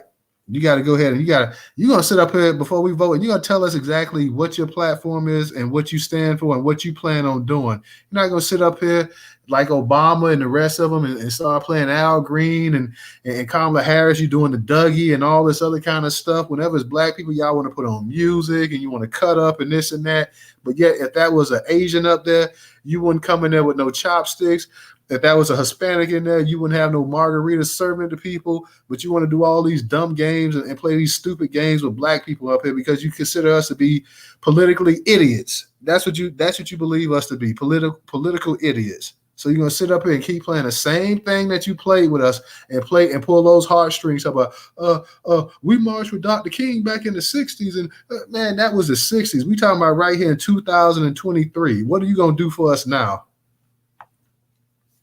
So we got us a bunch of. Go ahead, bro. No, I was just gonna say that's funny you brought that up because I was going off on Killer Mike the other day. Hey, Killer Mike, you cool, but we ain't advocating for you because you told us to do all this advocating for Bernie bitch ass, who was supposed to be a freedom rider. And yeah, I was riding with Martin Luther King. We was side by side. You know what I mean? I was there. You know what I'm saying when it happened. But damn, what the fuck he done for his people lately, Bernie? And then when we say, hey, reparations, bro, what does that mean? What does that mean? You know goddamn well what it mean. You a Jewish man. Your people's got reparations. You ain't never had no, I don't want to send no money over to Israel. See, we got to also not advocate or even be around folks like Killer Mike, too. Keep it real, because when we say, hey, look, Bernie ain't for us, we get the shut up talk. Same thing Luke ass did to us about Kamala Harris. Yo, don't vote for Kamala Harris. She had a black single mother locked up for her kid not going to school, and come to find out the kid wasn't ditching school. The kid got cystic fibrosis. I'm in the hospital 9 months out of the year. How the hell am I attending school? You feel what I'm saying? Had a truancy officer and a news crew come to this black woman's house out in California and arrest her, yo. And when we said all that to look like, yo, why you advocating for Kamala? Oh, shut up. Y'all don't know what y'all talk about. You can't tell me who to vote for. So this is the problem. These celebrities be playing with us too. Got to stop messing with them, man. But go ahead, though. Okay, real quick. I'm going to kick it to you, Lloyd, because I know you was waiting, but I got a comment over there in YouTube. It says, I'm side-eyeing anyone who advocates for voting for a black person based on the color of their skin and not a gender. So like I'm saying, man, we got to put that agenda first and foremost. And then it's nice if you're the same color as us. That makes it even better. But then we've been getting sold out by a lot of people. Like I said, we hadn't had a mayor in this country worth a damn since what's his name in DC? We always talk about Marion Barry. That's like the real last. And I know he had his issues with drugs and everything else, but just in terms of what he actually got past the black middle class that he had thriving up there in DC, unfortunately, the drugs and all of that that took him down. But what he did in terms of building a black middle class, we haven't had anybody come close to even duplicating that since then. And you're talking about what, 30 some odd years ago? Come on, man. Lloyd, go ahead and unmute you. I'm gonna go Lloyd, and I might have missed the order up, y'all, when I was doing my little speech or whatever. But we're gonna go Lloyd, then we're gonna go Trouble, we're gonna go Fred, we're gonna go A Boogie, then we're gonna go Insane. Go ahead, Lloyd. So thank you. So first, I wanted to say this: no, black people are not idiots. However, we are very unsophisticated when it comes to politics. Now, I'm not saying anybody in this room, but as a whole, and collectively, we're pretty unsophisticated. Think about this. Why is it that we have, for purposes of disclosure, in 2021, I ran in a special election for the 2nd Congressional District in Louisiana to replace, of course, now I'm going to forget his name. Anyway, to replace the congressman that went to work for Biden. Anyway, My district is 59% freedom. And I only ran for 6 weeks. I jumped in at the very last minute. But my district is 59% black, and everything are freedom, and everything that I talked about was about freedom. Do you know how many calls I got asking me, why aren't you talking about things for everybody? And I literally had to tell them, the district is 59% freedmen. So who do you think I should be protecting first? And you listen to every time one of our candidates gets up, they're trying to find a way to not piss off white people. But if your district or your jurisdiction is black, why aren't you talking to the black folk? And more importantly, we probably, as voters, freedmen voters, need to stop being passive aggressive, because it's not that we'll vote for the other guy. What we do is we don't go vote. Hillary lost not because black people voted for Republicans, they just didn't come out to vote. So it's this, and it accomplishes the same thing. So I'm saying that we need to change our mindset, that when a candidate is not talking about your needs specifically, you need to be looking for another candidate. And eventually, to your point, Tammy, they're going to get it. Because again, I cannot reiterate this enough, as everybody else has said, just because you're black, I'll say this: Sheila Jackson Lee is black, Cory Booker is black, Troy Carter is black, Lori Lightfoot is black, Lightfoot is black, Herschel Walker is black. I mean, we could go on and on and on. And yet these people get into these positions of power and do nothing for us. So no, the whole thing about, sometimes when you're ill, you have to go through some pain in order to heal and get better. So we're just gonna have to take the white boy over the black candidate, because the black candidate ain't for us. At least we know what Kemp is gonna do. So then we got 4 years. Now I don't understand why we're not using space to identify candidates to run for governor in Georgia. He just got elected last year, so we got 3 years to run somebody real and send a message to the Democratic Party. We're not playing that dumb shit no more. We're not. You're not going to keep introducing HR 40 and tell us we're working so hard for you. We're not buying that shit no more. I'm on there. Hey, let me touch base on just real quick. So Tammy, check this out. I tagged you in the post, right? So when you get a chance, go watch that video, because I don't feel like looking for the particular part where she said that, but it's in that whole 85 South Show video. So right here, just a quick little article, Google it. With the November election just weeks away, Georgia Democrat Stacey Abrams is dealing with an unusual political problem. One problem is tepid enthusiasm among a key segment of the Democratic base, black men. So I'll just leave it right there. And just to give you a little context, 1/3 of black men registered in Georgia haven't voted in the past several elections, with posters saying these disaffected voters just don't think the outcome will improve their lives. In recent years, black men also have shown they're more willing to vote Republican in Georgia and nationally. About 1 in 5 black men voted for Donald Trump in 2020, up from they don't have a percentage, but it's up from 2016. But go ahead, though. You put it in the Jumbotron or? No, check your tags. All right, real quick, let me go ahead and get it to Trouble. Trouble, how you doing tonight? Hey, Newstoter, how's everybody doing this evening? Hey, what's up? What up? What's up? I'm sorry, I came in the group a little late, took a late nap. DJ had us up all morning long. He ain't let us go and get no sleep until late, so it's kind of his fault. Yeah. I'm in trouble. So I didn't hear what the anti-white supremacy bill was. If you could kind of break that down for me right quick, I'd appreciate that. Basically, it's just a bill that Sheila Jackson Lee's trying to get passed. basically for the language, any language that people are using in terms of threatening on social media and things of that nature. It was a pretty long article, but she's trying to get this bill passed. Like we for all of the stuff that's already in effect right now. So just basically just adding a white supremacy clause to already the hate crime bill that you have in place, pretty much. But instead of, like I say, coming up with something for black people, she decided to go ahead and have this all encompass type bill or whatever. So if anybody that is considered a white supremacist, this would apply to them.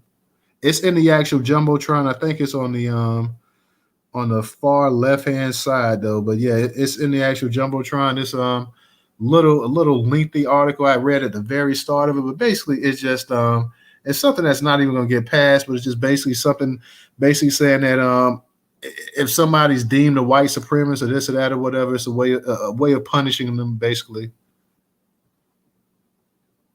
Oh, okay. So, TA, since they're not continuing to advocate for us, they done switched to the other side to pander to the white folks, especially since we have so many supremacist immigrants. They need another little something to kind of pique their interest or whatever. So, it's getting totally ridiculous at that point. Tammy, at one point in time, I was just like you. I was riding that Democratic train so hard that I wasn't really exactly paying attention to every. Trouble, I think we might have lost you. You there? I know Trouble be driving too, so. I was seeing certain things that was Democratic. Hey, Trouble, you kind of going in and out. You driving? Yeah, you going in and out. Yeah, let me get at my. Let me drop down and come. Let me drop down and come back. Okay. Yeah, I think she may be driving around. Sometimes she be driving, I know, and that happens. So she gets a chance to come back up. We'll get to it. Total. Let me say I'm independent. I'm neither side, but I'm woke now because I done start reading and conceptualizing and critically thinking about how these bills and laws affect the black community. We always talk about white people need to be woke. It's a lot of black people that need to get woke. And I don't, I'm not a huge proponent on that whole woke thing, but I get what you're saying and where you're going with it at as well too. So let me real quick, pull Trouble out of Trouble. She gets a chance to come back up, but we'll kick it to Fred. Fred, go ahead and unmute your mic. Okay, can y'all hear me? Yeah, we can hear you. How you doing? All right. One thing we need to do is start delegitimizing these quote unquote black organizations like the NAACP and the Rainbow Coalition. Because see, we are when I say grassroots, here's what I mean. Non-immigrant blacks, descendants of American slaves. That's the group I'm talking about when I'm speaking of grassroots today.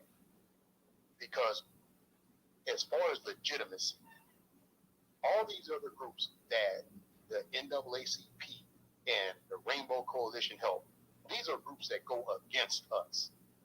So if it wasn't for them putting a black face on everybody else's agenda, it loses legitimacy. So the first thing we need to do is start completely, the grassroots needs to start completely delegitimizing all of these organizations, condemn them in the fullest every damn chance we get. Now, as far as like this anti-white supremacy bill, you could put a foot in somebody's ass for even introducing something like that because it's too damn vague. If it was really an anti-white supremacy bill, we would get reparation immediately. Anti-white supremacy, what they're talking about is anti-white extremists. But who's going to admit to being a white supremacist?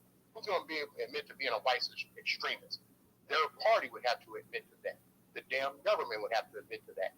So I'm glad Sheila Jackson Lee put that out there so we can further delegitimize her. Now, when it comes to our voting power, right now, the Democrats, they support a larger group of people that go against the grassroots. When right now, all of us will agree to stop immigration damn near full stop if we could. That's going to help benefit the Republicans. See, right now, as far as who's in office, it really doesn't make a difference to the grassroots. Because see, man, one of y'all did a damn thing for us. But now they're getting to a point to where the Republicans, they're looking for racial survival. So they're forced to try to build a wall. The Democrats are greedy for power. They're trying, and plus they're bigger anti-black racists than the Republicans. They're trying to bring in more of these groups that's going to basically subjugate them because of their hatred towards the grassroots so much. So the way I see it is, let's just go ahead, make them come to spaces like this if they want our vote, and we'll give them the list of our demands. We don't need to keep running behind them like a bunch of damn chicken heads. Make them come to us, and once whoever's going to deliver what our demands are, they can get our vote.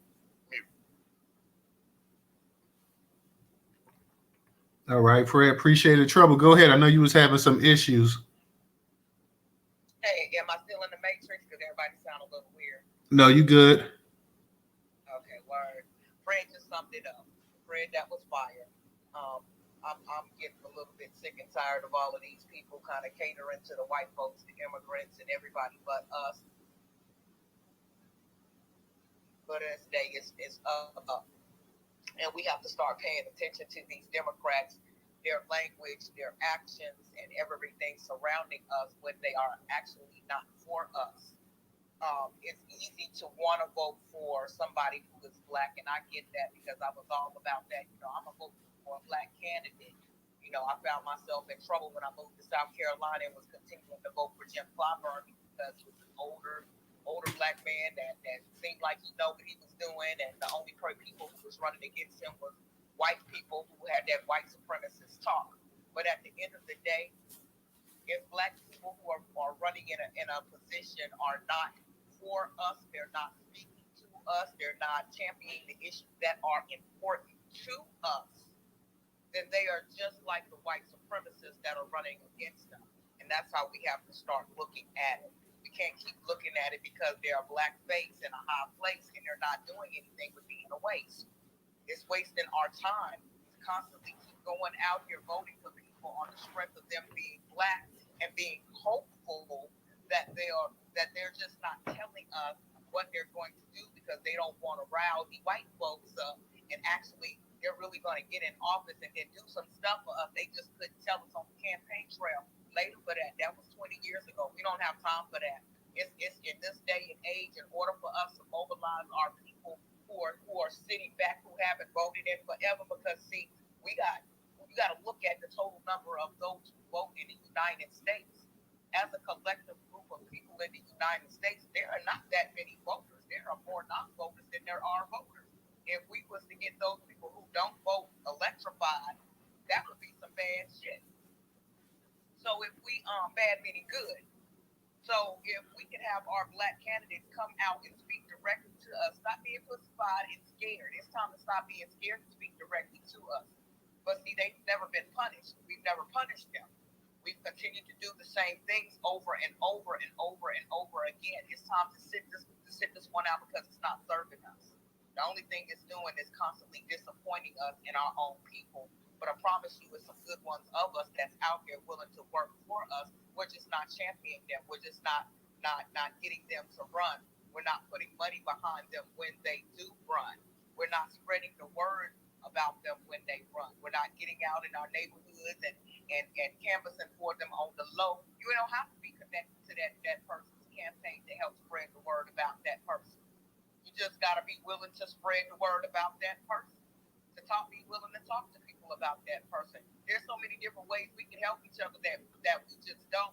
It's like we just sitting back, wishing on a prayer. We still got that church mind. Well, I'm going to leave it to the Lord. The Lord is going to make everything right. Well, everybody should know faith without works is dead. If you that religious being. So we got to be willing to put in the work for the candidates that we want to see up there. The Democrats went out, and every time the Democrats lose, they blame us. They'll never blame Ling Ling. They'll never blame Lee. They'll never blame Pablo or Maria. They will blame Keisha and Jerome. When they win, it's if it wasn't for the black vote and all the, we get the kudos for when you win, but we get that vexing when you don't. And the majority of the time, when you look at the numbers of who actually voted, black people voted in higher numbers than everybody else for them. So it absolutely makes no sense. It makes no sense. You have to, if you don't know when people are telling you, okay, well, Stacey said A, B, and C, and you say, well, I didn't hear her say that. I need to do some more research. You should have done all of that research before you went out and voted for her because the information was right there. Everybody in the black community, especially online, had been posting many things that the sister was saying because it took me a minute for it to click like, Stacey is better than Kim. Kim did X, Y, and Z when it came to the Aubrey case because I was looking at that one particular thing. But then when I started looking at the videos of what the sister was actually saying, I was like, she's not talking to us. She's talking to everybody but us. And then got the nerve to be throwing shots at us. There's always an excuse. You got to get these people out of pain. Never mind the fact that they black. They black on the outside and they white on the inside, and that serves us no good. And that's all I want to say. All right, sister. Thank you. Thank you. It's always trouble bringing some fire. I see my man A Boogie. He's next. A Boogie, what's going on? Hey, peace, family. Man, honestly, everything that I could have said has probably already been said. So, yeah, man, thanks everybody for their comments tonight. But on the Lori Lightfoot thing, I'm from Chicago, of course, like you know. But I do know that the community is pushing back on that location being used.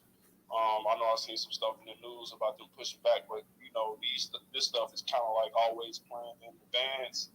And I've heard that Lori Lightfoot kind of inherited the like sanctuary city thing. So Lori Lightfoot comes from like a really powerful law firm, so she has good standing in the city, and I think she's like the first black female litigator of that law firm that's pretty world renowned, I guess. But I don't think that that there's anything that can be done about that. Now, can they? Like I think somebody said earlier, can they take those resources and reallocate those monies to, let's say, I think Lori said how his candidate is, phrasing like a reparations plan or agenda, So I don't know what to do about it. You know what I'm saying? It's just one of those things we got to kind of look out and, like you said, we got to get in those offices and try to dictate what goes on in the city. But I'm gonna say when I was home, for Thanksgiving, man, it's like Latinos is everywhere, man. So it's like they kind of already taking over the city. So at this point, like, I mean, black people been surviving there that long, you know what I'm saying? It's just that the people, that can survive, they're still there, or they barely hanging on, or they've been moving, like been moving all over the place outside of Illinois, period. So, yeah, man, I don't really know what to say, man. It's just one of those things that we kind of were already asleep, and they already had the agenda planned for us. So, I mean, it's sad to see, but it is what it is at this point. All right, brother. I appreciate you as always, A Boogie. Definitely keep your eyes up. We'll see what's going on. I'm glad that y'all pushing back up there in Chicago as well, too, man. So that's definitely a good thing because Chicago is a sanctuary city as well, too, and that's one of the places that they've been dropping a bunch of them off. So I guess now they done use up all the resources and the money now, and she's trying to beg and get from the state. So don't look like it's gonna happen. And That's one of the issues of being I mean, you really don't even have resources for your own people. So if you have you get additional push of people coming in there, it's really gonna drain you and dry you out. So definitely appreciate that, A Boogie, as well too. So Yeah, and I think Lloyd said that they were in the Pullman area, like Roseland and all that. I mean, Lloyd, I know that's your own stomping grounds, but ain't too much going on over there. I mean, they really just stuck them in a really bad place. So, I mean, I don't know if that's good or bad, but I mean, I guess it's Chicago's tax dollars that are being used. I mean, somebody got an open mic while he's talking. Somebody got an open right, mic. but at the same time, though, it is at our expenses where it kind of comes an issue. So, yeah, that's it. I just want to jump in real quick to address what you just said. Real quick, Lloyd, because we got quite a few people. Yeah, it's got to be like 30 seconds because we got quite a few hands up. I got you. Here's the thing. That a decision was made to let Roseland, Pullman, and the Ninth Ward become the way that it is. It was not always like that. So when you have a black city council that was it was like I think 40% black or 30% black, allow that to happen to Pullman or to the Ninth Ward, then we have to begin looking at how this stuff happens. Not that it did happen, but how did it happen? And not saying it wasn't like it used to be anymore. And I'll learn there. Yeah, but the governor has already planned for $100 billion of investment going into that area too, if I'm not mistaken. I'm just gonna say this: when it comes around to my turn, I'll address that because don't get caught up in the okie doke. Alrighty. Let me see, because we got a couple new speakers up in the space as well too. So Lloyd, I'll definitely get back to you as well. I know you said you want to address that as well too. We got Insane ODB. He left, so he's not up here anymore. We got I Love. We got Fred is back. Well, Volvo. I'm sorry, Volvo. You was at the since you're a new speaker, you were at the I Love. And then we'll get to Fred. Is Fred still up there? Okay, Fred's still up here, and then we got Lloyd back as well too. So let us go ahead and kick it to Insane. Insane, go ahead and unmute your mic. Hey, total shout out to the space, to the host and the co-host. I just I'm in agreement with Lloyd and Marcel. And I echo their sentiment. We just got to get more organized regarding our approach and strategy, and start to fund candidates. Get very organized about how we fund them and move forward. I think A Boogie, shout out to you, man. Most of the people that I encounter on these spaces doing good work. But what I'm looking at, I've looked at that. That's the 20th ward, I think, isn't it, where these people are speaking out against the attempt to put the open the shelter there. Is that correct? I think it is. Yeah. I think it is. So it's interesting. I looked at the footage of them pushing back on it, and I think that was a lady. I think it was a lady named Diane Maddox who was challenging a lady named Taylor, I believe, for alderman. But her language, I mean, they were saying the right things, but clearly they're not utilizing the language that we all use on these spaces. If they start speaking the right language, that sends a strong message too, in terms of recognizing that we are not flat black. These people that you're attempting to bring in here, they're immigrants. We are different, and we deserve a rightful say so historically. That's what I saw that was missing there. And Maddox seems, she's a 20-year veteran, I believe, of the police department there.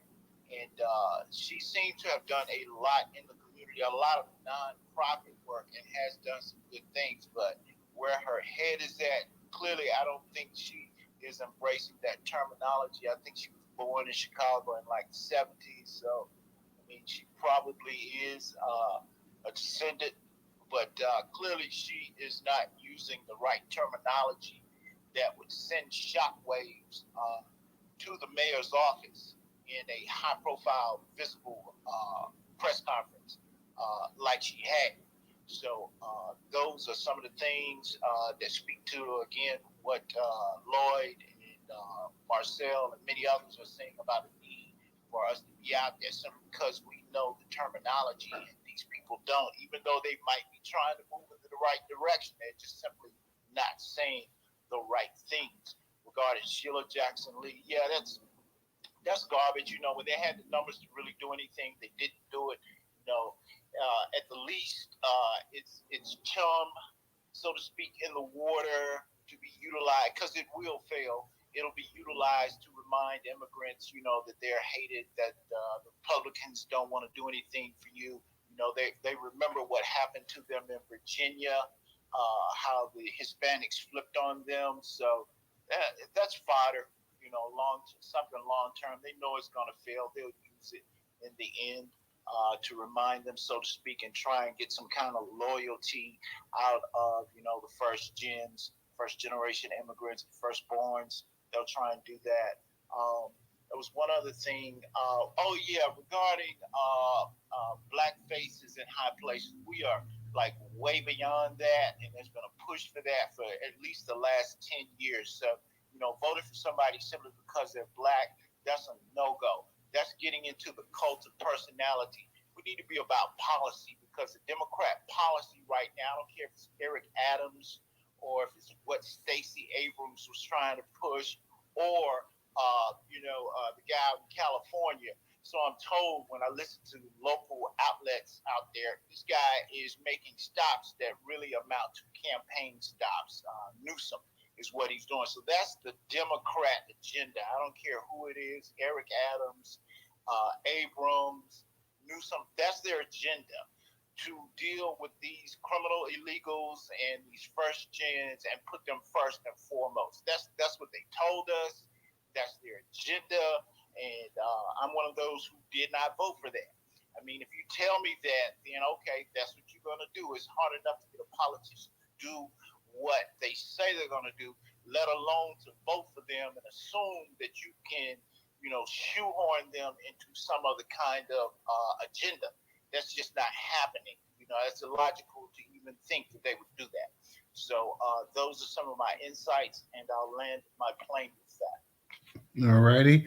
Let me see who's next. I believe we have I Love. Before I get to I Love, Guys in the Jumbotron is the actual YouTube channel and the actual newsletter. Please make sure you subscribe to it. We have over 50 some odd people in the room. So for those that can and able to, please, if you can, donate to us on Cash App. That's $Newstoter, $Newstoter. Newstoter is the largest Black American-owned news curation platform today in America.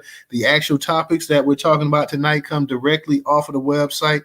So go ahead and please make sure that you can support us on Cash App. That's $Newstoter. Also, if you don't have a Cash App, we have the Venmo and PayPal also in the Jumbotron as well too. We got to go ahead and support Black content as much as possible. So if you have $1 that you can spare, please think about donating it to Newstoter. Cash App, $Newstoter. Let me go to I Love. I Love, go ahead and unmute your mic. Hello, family, real quick. Can you hear me? Yeah, we can hear you. Okay, good. I just wanted to just jump in because the piece of legislation, that HR 61 that Sheila Jackson Lee introduced, also reintroduced HR 60 to Congress. The white supremacy bill is what they're calling it. I kind of have a different take on it as it relates to passing or not. Sheila Jackson Lee, as we know, is an immigrant. And this bill is not specifically just for people who would be labeled as white supremacists. So basically, I posted two pieces of the actual legislation because if you read it, it talks about anything that's published on a social media platform by other means of publication and the likelihood that it would be viewed by a person that is predisposed to engaging in white supremacy can be charged with a crime. That means that somebody, you call Sheila Jackson Lee a tether on social media, a white supremacist views that and they can tie it back and they say, oh, well, I saw this on such and such social media, then you could be charged with a crime. I think this is intentional wording, and I've read the whole bill. I'm going to have a space on it tomorrow because it's very interesting how they've worded this. And I know a lot of people saying, oh, it will never pass. But for some reason, I'm feeling the wording on this because that means that everything that we've been saying about the effects of immigration on our community, we're getting very vocal, we're getting very loud about it. They're trying to quench that. They're trying to stop that. It also talks about the replacement theory and hate speech in this particular bill. So it's very important that we not say this is just for white people. They can charge anyone with what they deem as antagonistic behavior that can help a white supremacist. And I land there. All right, I love. Thank you, thank you. That's something to definitely look for. I've read it as well too, and I saw it. I still don't think it's gonna pass, but I definitely understand what you're saying. Let me go ahead real quick and kick it to Volvo. Volvo, are you still in? Volvo, what? Okay, Volvo, there you are. Oh yeah, oh yeah. How you doing tonight, brother? I appreciate you letting me speak. What's going on? Oh, nothing much. Yeah, I gotta cut out in a second, so I'm trying to be real quick. Some of the brother said he said that Chicago is a sanctuary city. Somebody said that. I feel like we got to start looking at the bigger picture. America is a sanctuary country. This year's turning into Latin America.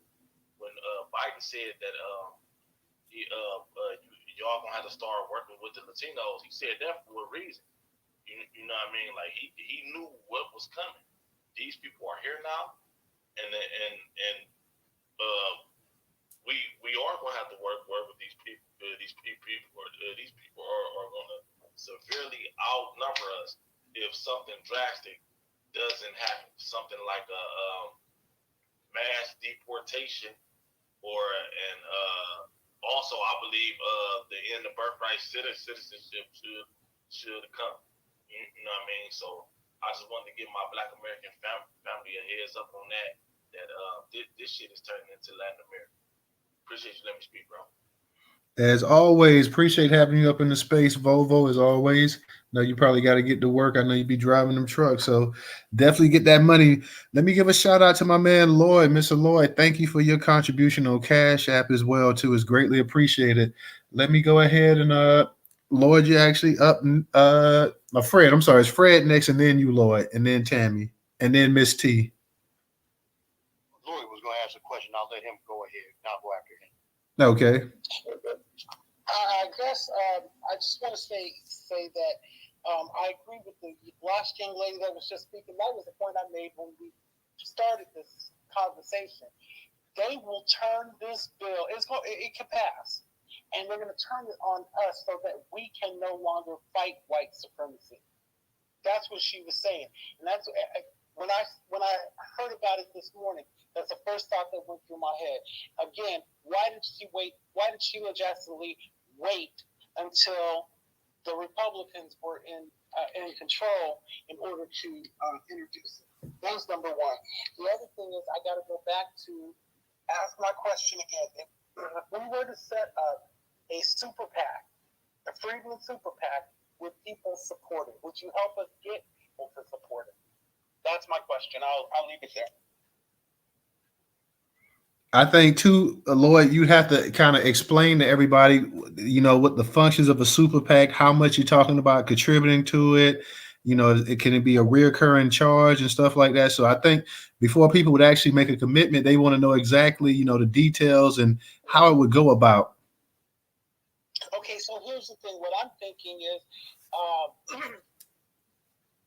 a campaign for a local campaign needs a minimum of $500,000. So basically, to run congressional candidates, and we need to run at least 10, we're going to need to raise about $20 million. I know that sounds like a lot, but there's 48 million of us. So what is that, 50 cents a person? So the thing is getting the infrastructure bill to support it, figuring out all the transparency stuff and the money, all that stuff. But we have to start doing something, not today, but yesterday. because 2024 is going to be upon us in less than a year. And those races will start. So my thought is that we raise this money and pick 10 candidates at the congressional level that we support, and then go from there. And something that, I would hope that everybody would go give $2-3 a month. You know, 1 million people give $2 or $3 a month. Then we can start influencing local elections. And we talked about this a little bit yesterday. The big one are the judgeships and the DAs around the country, and mayors, because they appoint police chiefs. And those police chiefs, judges, and DAs are the ones who decide who arrest us, who prosecute us, and who determine how much time we're going to spend in jail. So we have to start going after them too. I'll land there. Okay, Fred. Now you go ahead. I know you had let Lloyd go. Did you want to go now? You said you had some new people. I'll let them go. I'll go after them. Okay. Let me circle you.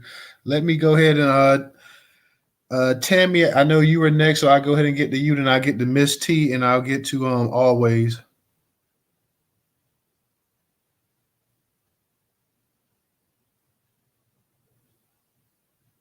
Tammy, you there? Sorry, I don't got on. You want me to? Looking at something else, but I did want to just say, I was not saying that's how I vote. I'm a very informed voter, always has been, but I just didn't pay attention intently enough. I do think that anti-white supremacy bill is a setup. It's already planned. It seems like all the black people do that. They got to get it approved beforehand. And the bills, I do think the bill is going to go through, just like the sister who commented on it before. I'm telling y'all, okay, black people, we need to go raise up. What are we going to do at this point with all of these different, discriminatory practices, injustices, inequities? What are we going to do besides talk about it? We're going to run for office and prevent them and make the policies ourselves. That's our solution for right now. You do realize that every single thing that black people have ever got, we've had to fight for it. And I'm not talking about, talking. Okay. All right. Ask for knowledge and All right. Okay. Tammy, I'm gonna go ahead. Think you may be done. So let me go ahead and get to Miss T. Miss T, go ahead and unmute your mic. Hey, Newstoter. So happy to be in your space. Thank you for hosting this space. Oh, my pleasure. DJ? Hey there, Lloyd. I love your passion and your energy, Lloyd. What's up, Phoenix, McCall, everybody else in the room? Welcome to the new year.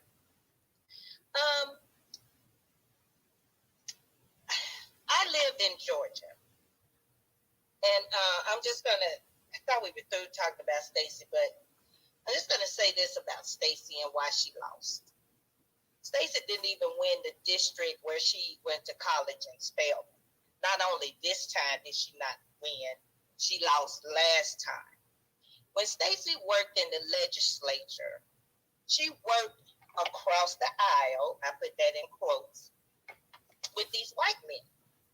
So prior to her getting with these white men, every child of low income in the state of Georgia could go to college as long as they graduated high school. They could go to any college within the state of Georgia. Low income. You could go.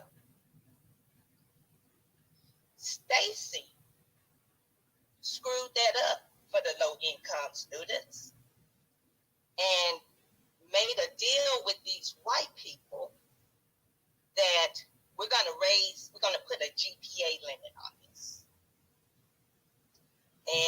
they made the GPA like 3.0. And then they allowed rich white people, their children, to go to school. The scholarship was called Hope. They allowed the rich white students to go to school on a Hope scholarship that was put in place for decades. I think it was Zell Miller that put this in place so that every child could go to college. So that dashed their dreams. And them Spelman students did not vote for that ass. Because a lot of them, my sister was included, and didn't even say, didn't even grandfather the kids that were already in school. Didn't even grandfather them in to at least be able to complete their education. No, that started the very next semester. So kids had to leave school if they didn't have money, if they didn't have scholarships, if they didn't have grants. And that forced a lot of kids to go into the labor market, to go into we have a lot of poultry farms, and forced them to try to compete and get a job against who? The immigrants, who Stacey was pushing for them to get free education. Illegal immigrants. So now our students have to come out of school, go into a workforce, compete with an immigrant who's going to take lower pay and is going to get the job. So that left our youth at an extreme advantage. That's one reason she lost. The other reason she lost is she found out, I'm not getting black men support, so let me have some roundtable discussions with black men. She came with all these bullet points that she was going to do for the black man. But if you read it, nowhere in there did it specify black man. And she cut, copied, and pasted it, the same agenda for black men, for Latina, and for Asians. Stacey was bad news for Georgia. She was pro-immigration. She did not have a stance on reparations. And then she's running against the gentleman who hates immigration. At least, he shows us this. But I'm sure his, poultry factory owners, he knew what was going on. But he was staunch against it. So here it is, our babies are out here with nothing, with almost no hope, nothing to do. So now we got a uptick in the strip clubs and this. So Stacey shows up at the strip club, right? Stacey is a degenerate, and she did not deserve to be governor of this state, or we would be in a much worse situation. And she did say that bullshit on 85 South. Stacey was bad news. And then I agree with Lloyd. We got to run. Freedman Party, if any of you are following him, if you're not following him, please follow him. And Newstoter, if maybe one day you and he could talk and y'all could have a space. Freedman Party is doing the work. He has done the numbers to find out which state, which city, which county are we most likely to run a successful candidate in and win. He's done the work. He's looked at each state, each city, each municipality. He's a genius, right, Miss T? A genius. He's done it, and this man's only 28. He's done the work. So what we need to do is get people who, even if you're not sure if you want to run, we need to have him give us the states that we are most likely to run a candidate in and win. And then we need to get behind these people who say, hey, I want to run. And I'm with Lord again on the PACs. I would like to work with you, Lord, on that, on getting that out. But we gotta be in large numbers in the Senate, in the Congress, to make things work for us. Like the Tea Party took over and completely ransacked the Republicans about a decade ago. We need to go in there and do the same thing to the Democratic Party. And we definitely have to run someone against Sheila Jackson Lee. She needs to be out of there. And with that, I land my plane. Thank you as always, Miss T. Glad to hear from you in the space. Love hearing you.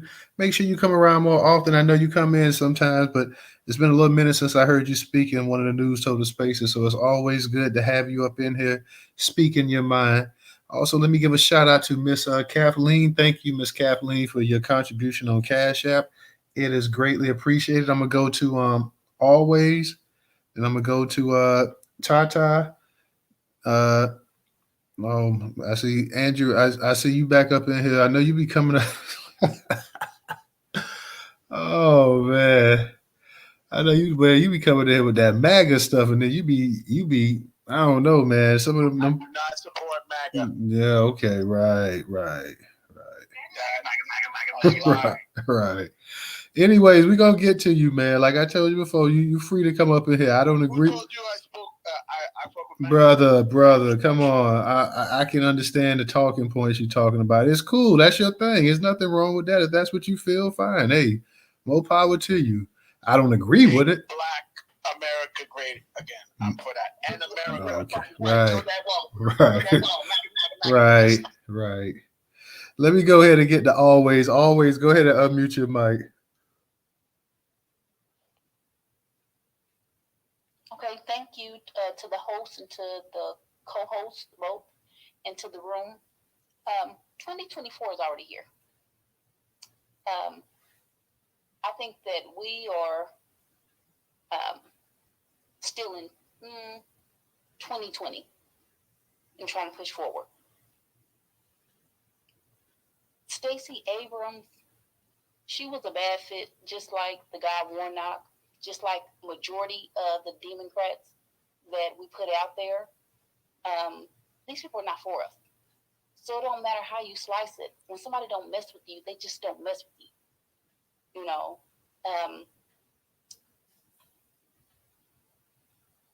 going forward, it's going to be a pill we're going to have to swallow. And the pill is going to be the Republicans, which I don't mind them, not at all. That's me, though. We're going to have to run it straight up the middle. And we're going to put on their coat tags as well, which we would not do for some odd reason. We would not do that. We would not fool with them in any type of way and really have a real hardcore, genuine conversation with them. We keep having the faith in the Democrats that they're going to come around, but we understand that they both are the same folks. And if that is the case, and they are both the same people, then why not? Why not? The Democrats have already showed us they're not fooling with us. They are purposely doing what they're doing with these people coming over here, y'all. This is purposely done. They can shut this stuff down right now and say, hey, we can't have any more. This right here is hazardous or whatever the cause may be. We do understand that Biden, they're using him as a front. Well, he was a front anyway, but they're really, really using him right now. And we're just eating it. Well, not all of us. A lot of us are just eating this stuff up with these people. They don't like us. And that's something we're going to have to swallow. And I hear we know what the Republicans don't either. Okay. But I'd rather sit at the table with them and do business than keep being in the face of these Democrats who hate us. And the sad part about it is that, hell, the people that quote unquote look like us, they don't fool with us as well. And I don't mind that. If you don't mess with me, you just don't mess with me. Cool, perfect. But you're not going to get my vote. And I have a right to say no. Now, when it comes to this, and I'm going to land with this, when it comes to this this bill that we're talking about, you guys got to remember what happened with the Asian bill. Right before the Asian bill was passed, it was a big uproar first about Black Americans being harmed throughout history, period, here. And the things and the harmful acts that have being pushed to the present at that time. And we were pushing for something to happen for us. All of a sudden, this white guy went and flipped out after he got a happy ending and did whatever he did in Georgia. All of a sudden, they hired him, and then they start pushing Asians being attacked. You know, she was a prostitute. She came here for a better life, and even if she whatever the problem was, and that's her business and what so on. God rest her soul, I guess so. Then all of a sudden, they start showing quote unquote melanated. I ain't gonna say Black people. I'm gonna say melanated people attacking Asians. So at that point, our stuff got pushed to the back. Asians got pushed to the front. They got that stuff passed right away like that without any problems. But my thing too as well is that, damn, you're right, guys. Why? What's up with the melanated? I'm gonna say melanated. People with some melanation in their skin, hard melanation in their skin. Why you guys are not asking your colleagues on that hill to push some of this stuff with you? You're very lenient on it. Well, come to find out, y'all, and I think that we already know that they don't fool with us. We were always easy. We were, like I said, and I'm gonna end here. We were that late night girl that I know I can call up and get some head. I'm gonna get some head. She's gonna jump up out of bed at 3 o'clock in the morning. Hate to say it, I hate to say that, but it's just what it is. What's that number?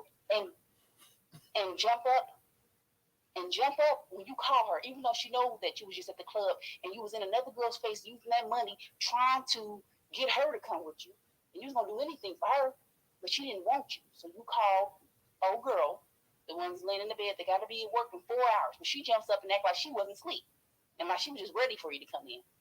But that's why we need the number up here, yo, Pastor. Right. So as I land with this, guys, as we have allowed this shit. And my thing is that win, lose, or draw, we're gonna have to do something. We're going to do something really fast. 2024 is here, and everybody already know that. You don't.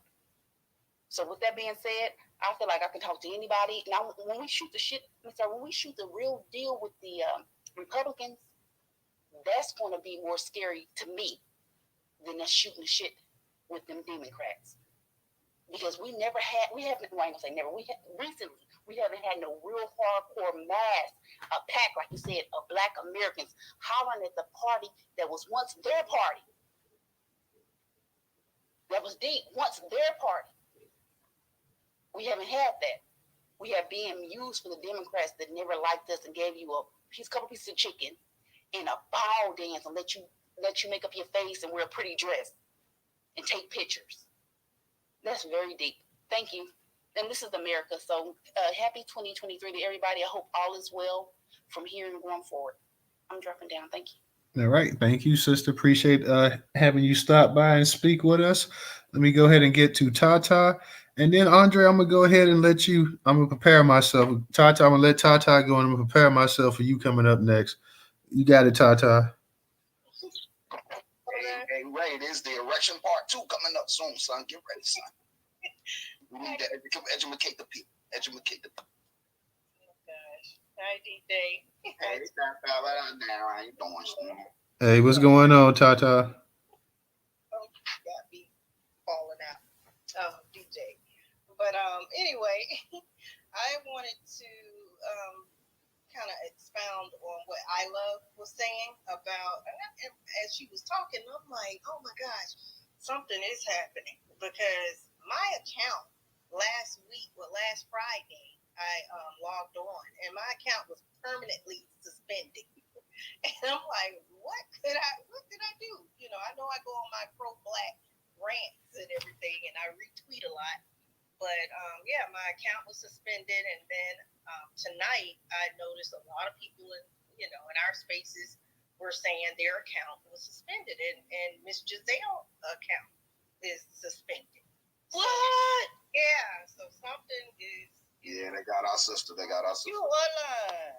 yeah, they all accounted suspended and there was a bunch of other people in the space. Like, what's going on? You know, have you guys noticed all this suspension, going on? So yeah, so just keep an eye out on that. We need to get each other's numbers. We gotta do something. Yeah, to stay in contact or get on that social platform you guys were talking about. So maybe another platform too, just in case. We got Tyler's YouTube. Okay. Can you hear me?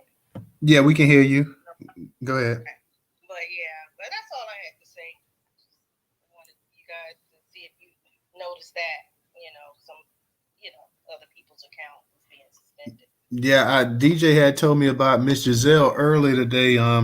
I know I got suspended a couple months ago, so yeah, you got to definitely be careful about what you say on here because they will suspend you in a heartbeat. Even with Elon Musk owning this thing, they still will suspend you just as much as other ones would. And we were like last week, we were just, I was retweeting and talking about reparations, sharing MLK reparation, but I guess they're trying to shut us up, the movement.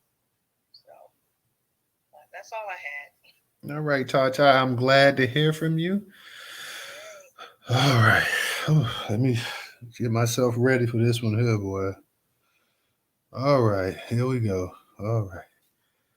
Okay, Andre, let's go ahead. Let's hear it tonight.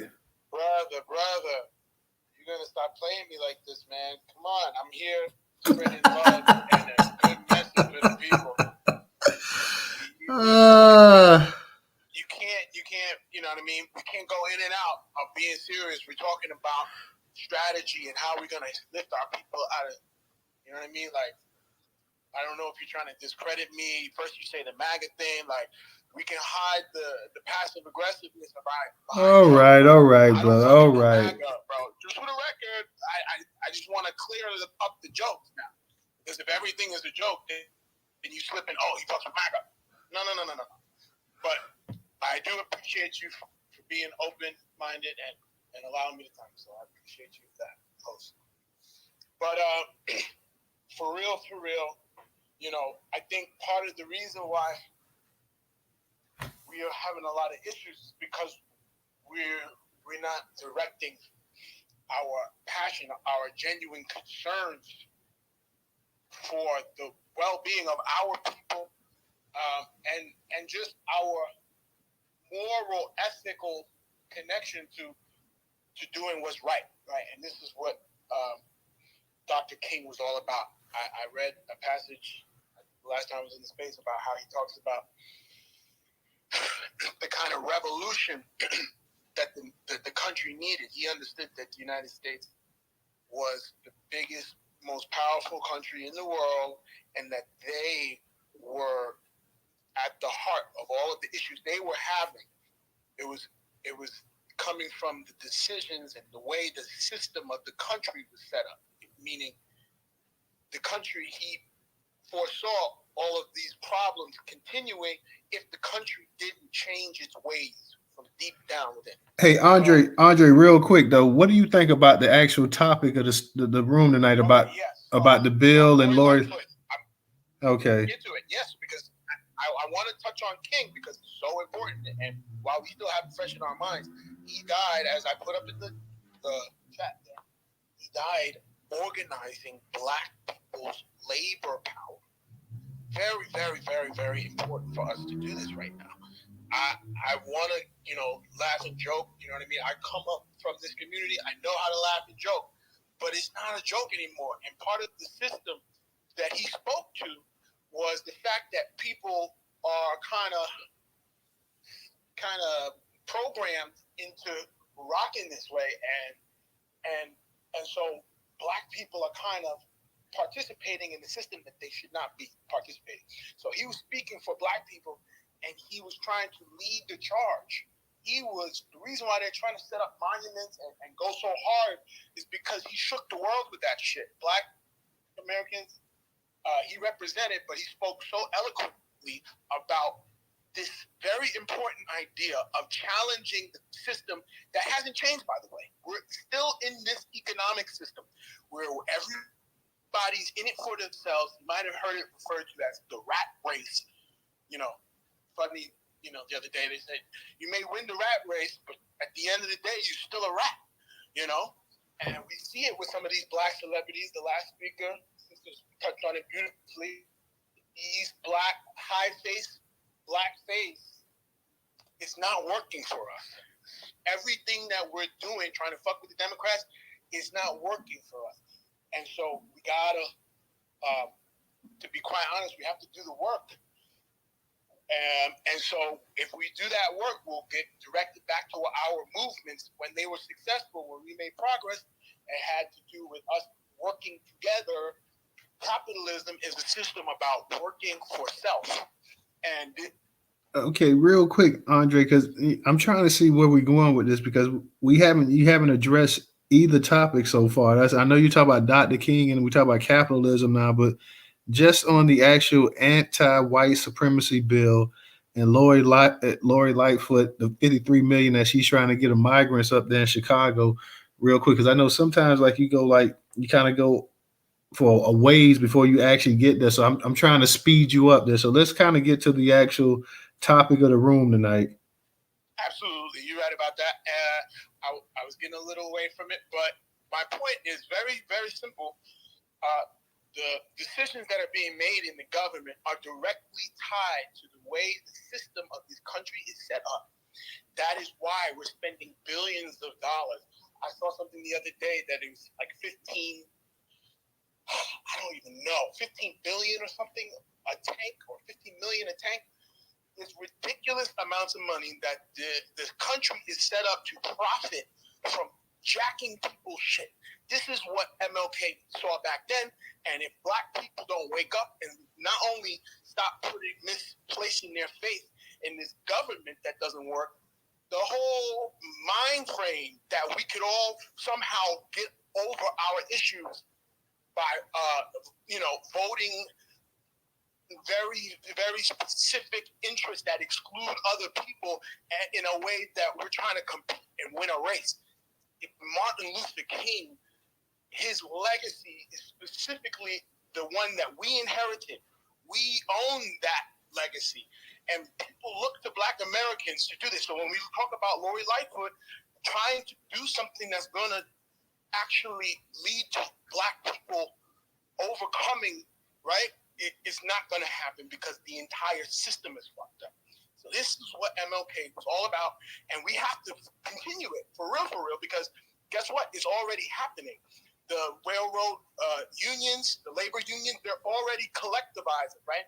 They say with great power comes great responsibility. The responsibility is on us, and that's where the power comes from. So once we understand that our fight is of global proportion, when they try to start a war with China, that is where the reparation goes. When these rich people get all of us to do their bidding, that's where you get these enemies that the problems compound and it spirals out of control, and that's where you get world wars and Black people. Yo, that's where the money's going, right? It's going to the profit. I'm trying to figure out exactly. We're talking about the anti-white supremacy bill, and we're talking about Lori Lightfoot. We're talking about in this country, and we did a space on Dr. King yesterday, a great space on Dr. King. Much respect and much love for Dr. King. And we that space was 3 hours or something long, so we talked about Dr. King. But just in this space right here, Andre, and I'm going to go ahead and give you, because 45 seconds to go ahead and sum it up.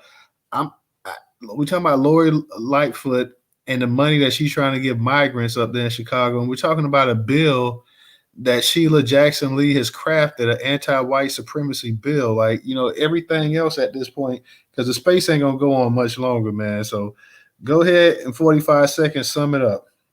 All right, brother. But if I do this and I keep kind of, spelling it out, you got to be able to at least do me the decency and acknowledge what I'm saying. So I'm trying to tell you that we have already established that this government don't work because it's set up in a system, right? The country fought for a system that we found out hundreds of years it don't work. It breeds competition and animus towards one another, and this is why we see so many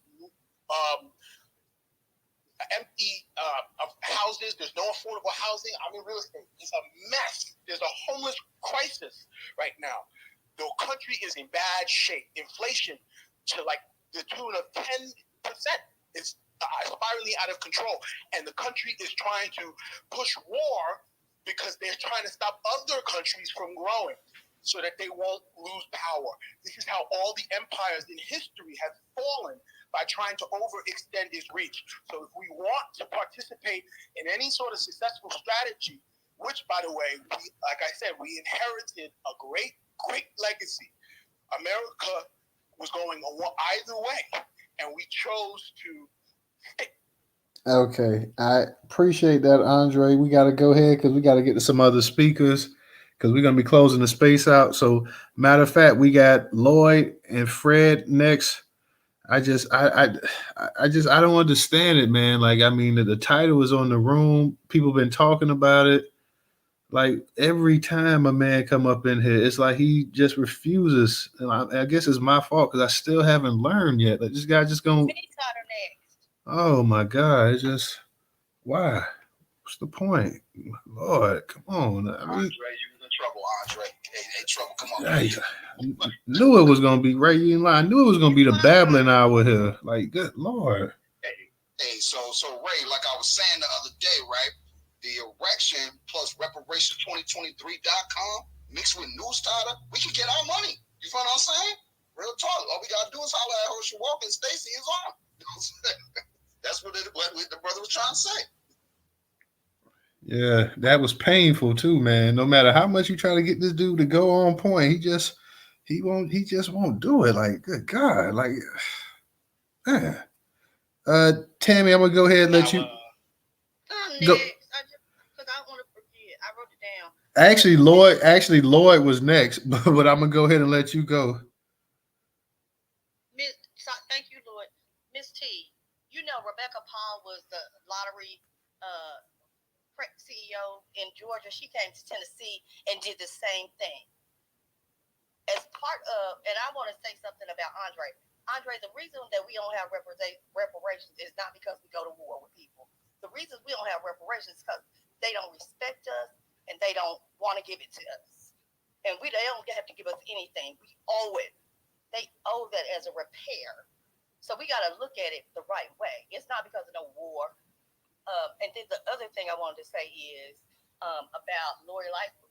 We got to remember, and I'm not necessarily talking about Lori Lightfoot because she is requesting it. This money is requested, but it does not always go to the earmarked issue. Y'all, this money is not hitting Black people at all. And I know that's for immigrants, but you have to see how many zillions of dollars in bills that turn to laws that they sign. And the money never gets to us. I ain't had no money. I don't even think the money from all these banks and all these other places that say they have it earmarked for, the small minority. Well, minority could mean anything, y'all, these days. But when are we going to just start speaking up and getting behind issues? We have to transform these lotteries to let everybody go to school. Why does it have to be all these barriers in place for a lottery that y'all don't even pay for? Why does short-term disability, you pay for short-term disability and you have to apply for it and they can turn you down the money that you paid for? We got to start thinking. All right, Tammy. Let me go ahead and I'm going to get Lloyd and Floyd and Fred, I'm sorry, and let them go ahead. And they're going to be the last two speakers for the night. And we're going to go ahead and we're going to close it out for the night. Lloyd, go ahead and unmute your mic. Every time Tammy gets up and says something, she throws me off of my point. I remembered it this time. I just want everybody to check this out. So I think it was Tammy that was talking earlier about, it's too late to get rid of these immigrants. Well, in 1955, we deported 1.3 million Mexicans back to Mexico. So it's not unprecedented, and we just have to become, as a collective, we have to say, if you're not here legally, you got to go. And it's just that simple. This is not a moral issue. You're here illegally. And it doesn't matter, what we have or anything like that. All the arguments they put out, the key word there is illegally. If you want to come back legally. And no, we're not changing the rules so that now you're here legally. You got to go and come back because this is our country and we are owed first. And all these folks, and I'm going to get to my second point, but all these folks that would keep talking about people deserve a better life. Well, okay, let's look at it like this. If I were to let's say you're single and you have a 4-bedroom house that you've worked very hard for and it's really nice and everything, but you're single. So you come home one day and I'm sitting at your dining room table or your kitchen table eating your food. And you have not invited me in. Are you going to let me stay there? Because you got 3 extra rooms and, I deserve a better life, so why can't I take yours? We don't think about it in terms like that, but when you break it down to that, nobody could support illegal immigration. It's just a stupid concept. So, wrap that point up. We have had mass deportations back to Mexico before, and maybe perhaps we need to do another one. The other thing that I would just reiterate one more time is that we need to start raising the funds to pay for 2024 election cycle because we have to put people in policy-making positions. If Ketanji Jackson Brown hasn't taught us anything, she sure taught us that the public psyche changes when we are sitting at the table, and we have not been sitting at the table. Our people in the Congressional Do Nothing Black Caucus, they go to the dried out chicken dinners and the galas and the things that the openings of the library named after them, but they don't go to those committee meetings. Because if they did, they'd be saying, no, wait, we're not doing that.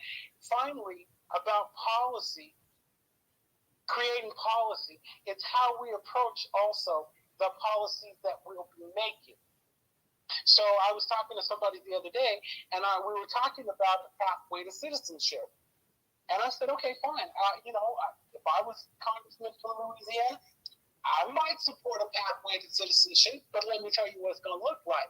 When a person comes out of a federal prison or a state prison, their full rights to citizenship are restored to them. That's going to help us. If we'll get you a pathway to citizenship, but it starts back in your country. And we're not doing anything unless freedmen did this.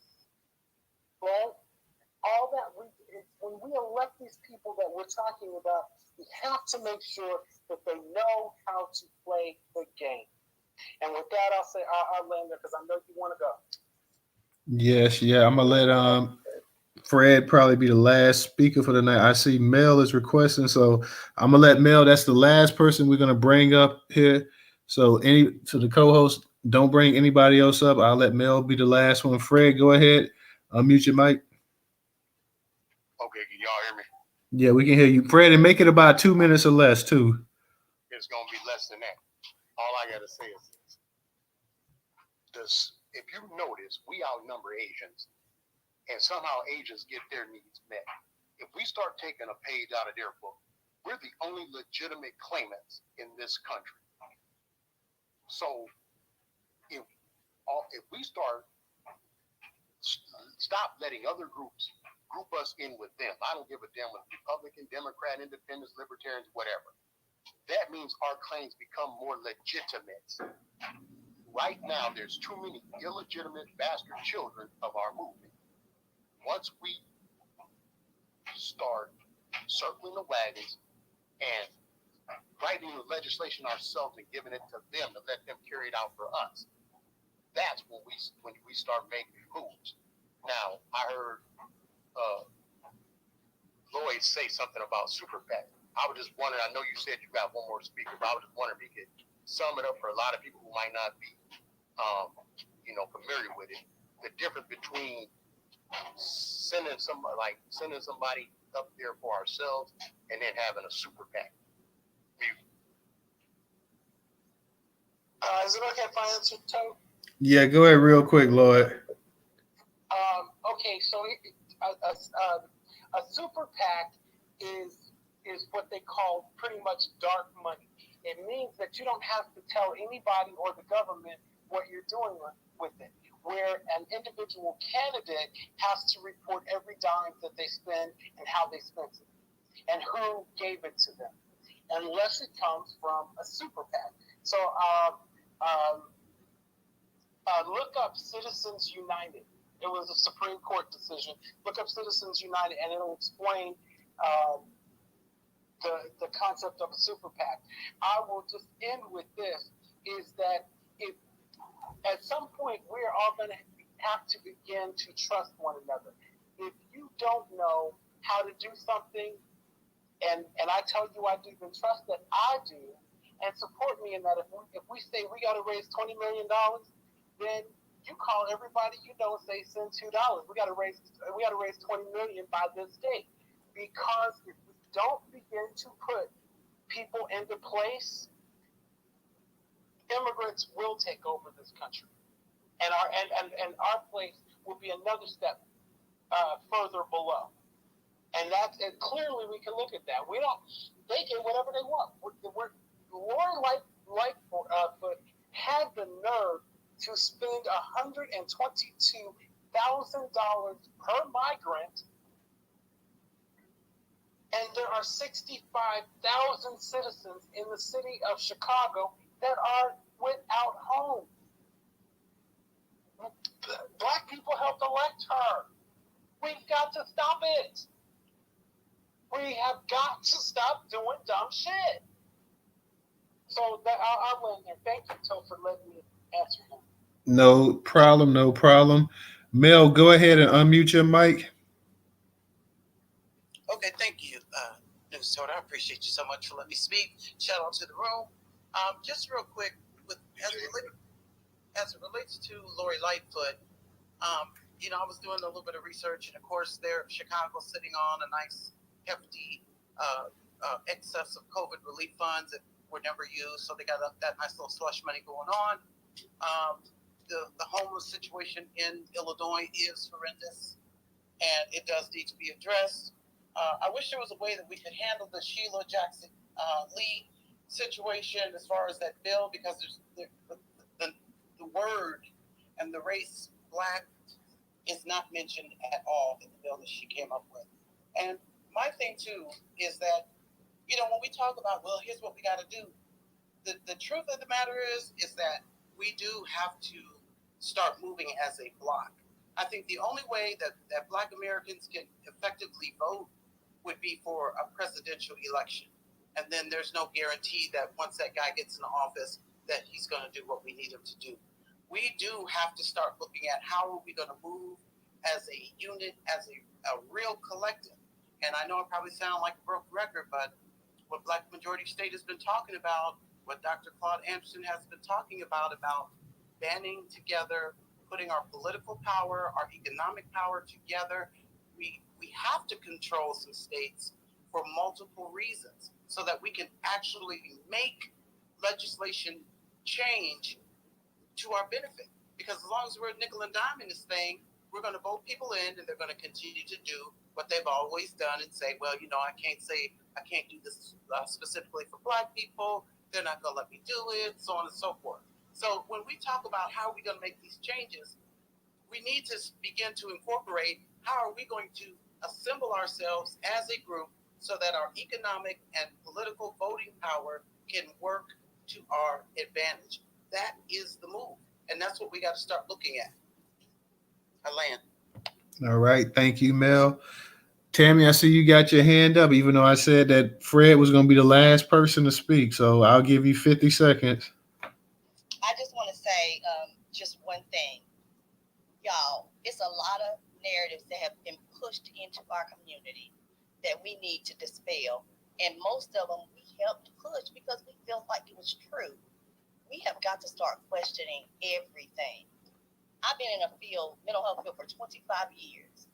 And I'll say, I've been in the mental health field for 25 years, and they'll believe somebody who's been in it for 6 weeks without giving me a second thing. And we do this a lot. Newstoter, this was a great space, and I appreciate you letting me speak. I had a whole lot more to say, but I won't say it. I'll save it and write it down for the next space tomorrow at 8. Oh, yes, ma'am. Yes, ma'am. DJ, that's a note on that go on the DM. I saw that you had just sent. Let me go ahead and I'm gonna let you and Ray get a final say in, and then we're gonna go ahead and close this space out for the night. You can go ahead, DJ. Totter, did you record Martin Luther King? Because I fell asleep because DJ had me in all these spaces all night, day long. Yeah, it's on. Hey, look, man, y'all ain't gonna be keep blaming me for y'all being in the club all night. Yeah, it's recorded. It's recorded. Please send it to me. And that was the other thing I was going to ask you too, Tyler, but I know you ain't had a space to actually listen to what original. I totally forgot Brother Original sent me the MLK speech to play in the space last night. You know, that shit just totally slipped my mind. But it was good that I didn't play it because, like, the audio's messed up. But I did correct it, though. You know, audio engineer in the house, you know what I mean? If you have any services, hit my line. So, but I played it in the space last night. But I didn't get a chance to go over and re-exported back the correct edited version so you can hear it clearly and all that other good stuff. You know what I'm saying? That's gonna take a second because it's 30 minutes long, so I know you ain't gonna have time to play that particular one. But the one video was about Lightfoot, but on the next one though. And Lloyd, yeah, I'd agree on the super PAC 1000, the 1,000,000%, bro. Yvette Carnell, we told her, hey, look, we should start a super PAC. She shot it down for whatever reason. She shot it down, but we understand why, because maybe agenda might be different from what it is we're trying to do. So we do need folks to actually start that super PAC. If y'all, doing banking work and people who are political or whatever, go over there and start that super PAC with Lloyd. If I don't know what it is I could do, to help out with that, but hey, hit my jack. Other thing is too, with y'all with the political promotion, I see the amount of money that gets spent on these political campaigns. I think y'all could do so much more damage as far as getting people to actually come out and vote for a person like Marcel or Tamara Shilley. If y'all just utilize that money, not to put it in WPI hands, white public institutions. Don't put no advertising on no television. Don't even worry about trying to get it flyers and handing out door to door. The best thing y'all could do is actually show up for the people. Have a festival. Take that money and have a festival and just have the people come out and ask questions. People remember shit like that. You know what I mean? It's the little things that you get in life that some people are fortunate to have because they don't have that shit around anymore. These politicians, they don't do shit like that anymore. They used to, but they don't. You know what I mean? So, and when they get elected, they definitely don't do shit for us. So it's like, if black politicians want to really try to change the narrative, you're gonna have to start spending more time around your people. But I guess that it. And Ray, yeah, see, I told you, the election of the election. You know what I mean? I got a headache listening to that naked. You know what I mean? Yeah, with this dude Andre coming up in here, he refuses to even try to stay on topic. He just comes with some whole other stuff that I don't even know what he be talking about. It's just I don't know if he just coming here to hear himself talk or what. Well, what it is, brother, you don't understand the metaphysics of the metaphorical. You feel what I'm saying? Because we black, you know what I'm saying? And that's just what it is. So when we try to explain that vernacular or the vernacular, you won't be getting it. You know what I'm saying? So you got to get on your studies, son. Just like that character, on The Living Color, Oswald. Just like, Right. Yeah, I was just about to say, bro. That Tata was talking about. Brother CJ, if I may entertain my thing here for just a moment, I like to. Yes, sir. Yes, sir. Say my quote unquote contested track. I mean, everybody just be going on, man. I'm like, oh. and then you pause it. I pause it to try to go ahead. Okay, man, let's go ahead and get on. And then it's like he just cranks it up even more. So okay, man, this is how you want to do it. You won't come in here and just. That's why. Oh my goodness. Keep my wife's name out your mouth.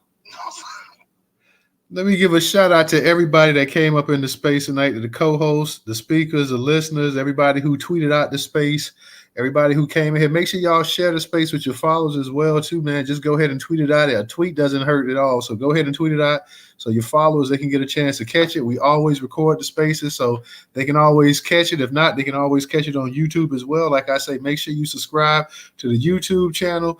Also subscribe to the newsletter.